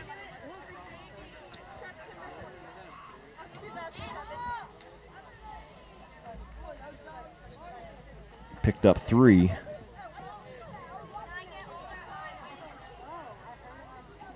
That's going to bring up 3rd down and 1. Holland drops back with 1 setback, 2 to the near side, 1 to the top side, right down the middle of the field. Hands that one off. Got plenty of running room. Breaks it. Still going. Still on his feet inside the 15-yard line. That's number 21 for the Grizzlies, Chance Miller. With the carry.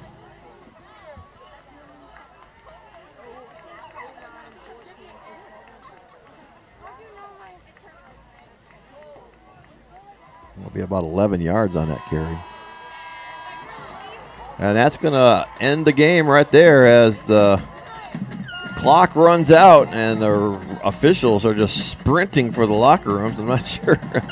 They're running like they're scared. Something. I'm not sure what's going on there. But either way, the Cedar Creek Eagles and the Glen Grizzlies, your final score, 49-21. as the Eagles just struggled from the opening play and just couldn't recover. We're going to take a short break and come back.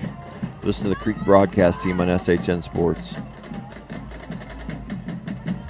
The world is full of mysteries. Like, why is the word abbreviation so long? Or more importantly, what is it that makes Schlotzsky's lots better for every meal? Oh, that's easy. It's the bread. Is it all the savory sandwiches? Like everyone's favorite, the original sandwich, stacked high with ham, 2 kinds of salamis, 3 kinds of cheese, black olives, and lots fresher vegetables. Yes, all that, but especially the bread. Or maybe it's all the choices, from lots fresher salads to Schlotzsky's signature pizzas, hot out of the oven. Right, but those are made even better by Schlotzsky's fresh from scratch bread and pizza crust made daily from their delicious sourdough recipe. Perhaps it's Schlotzsky's new restaurant design, with tableside service that makes it the perfect choice for lunch and dinner every day. I still think it's the bread. Okay, it's the bread. You've never tasted bread like this before. So soft it melts in your mouth and served toasted to perfection. Find out for yourself today.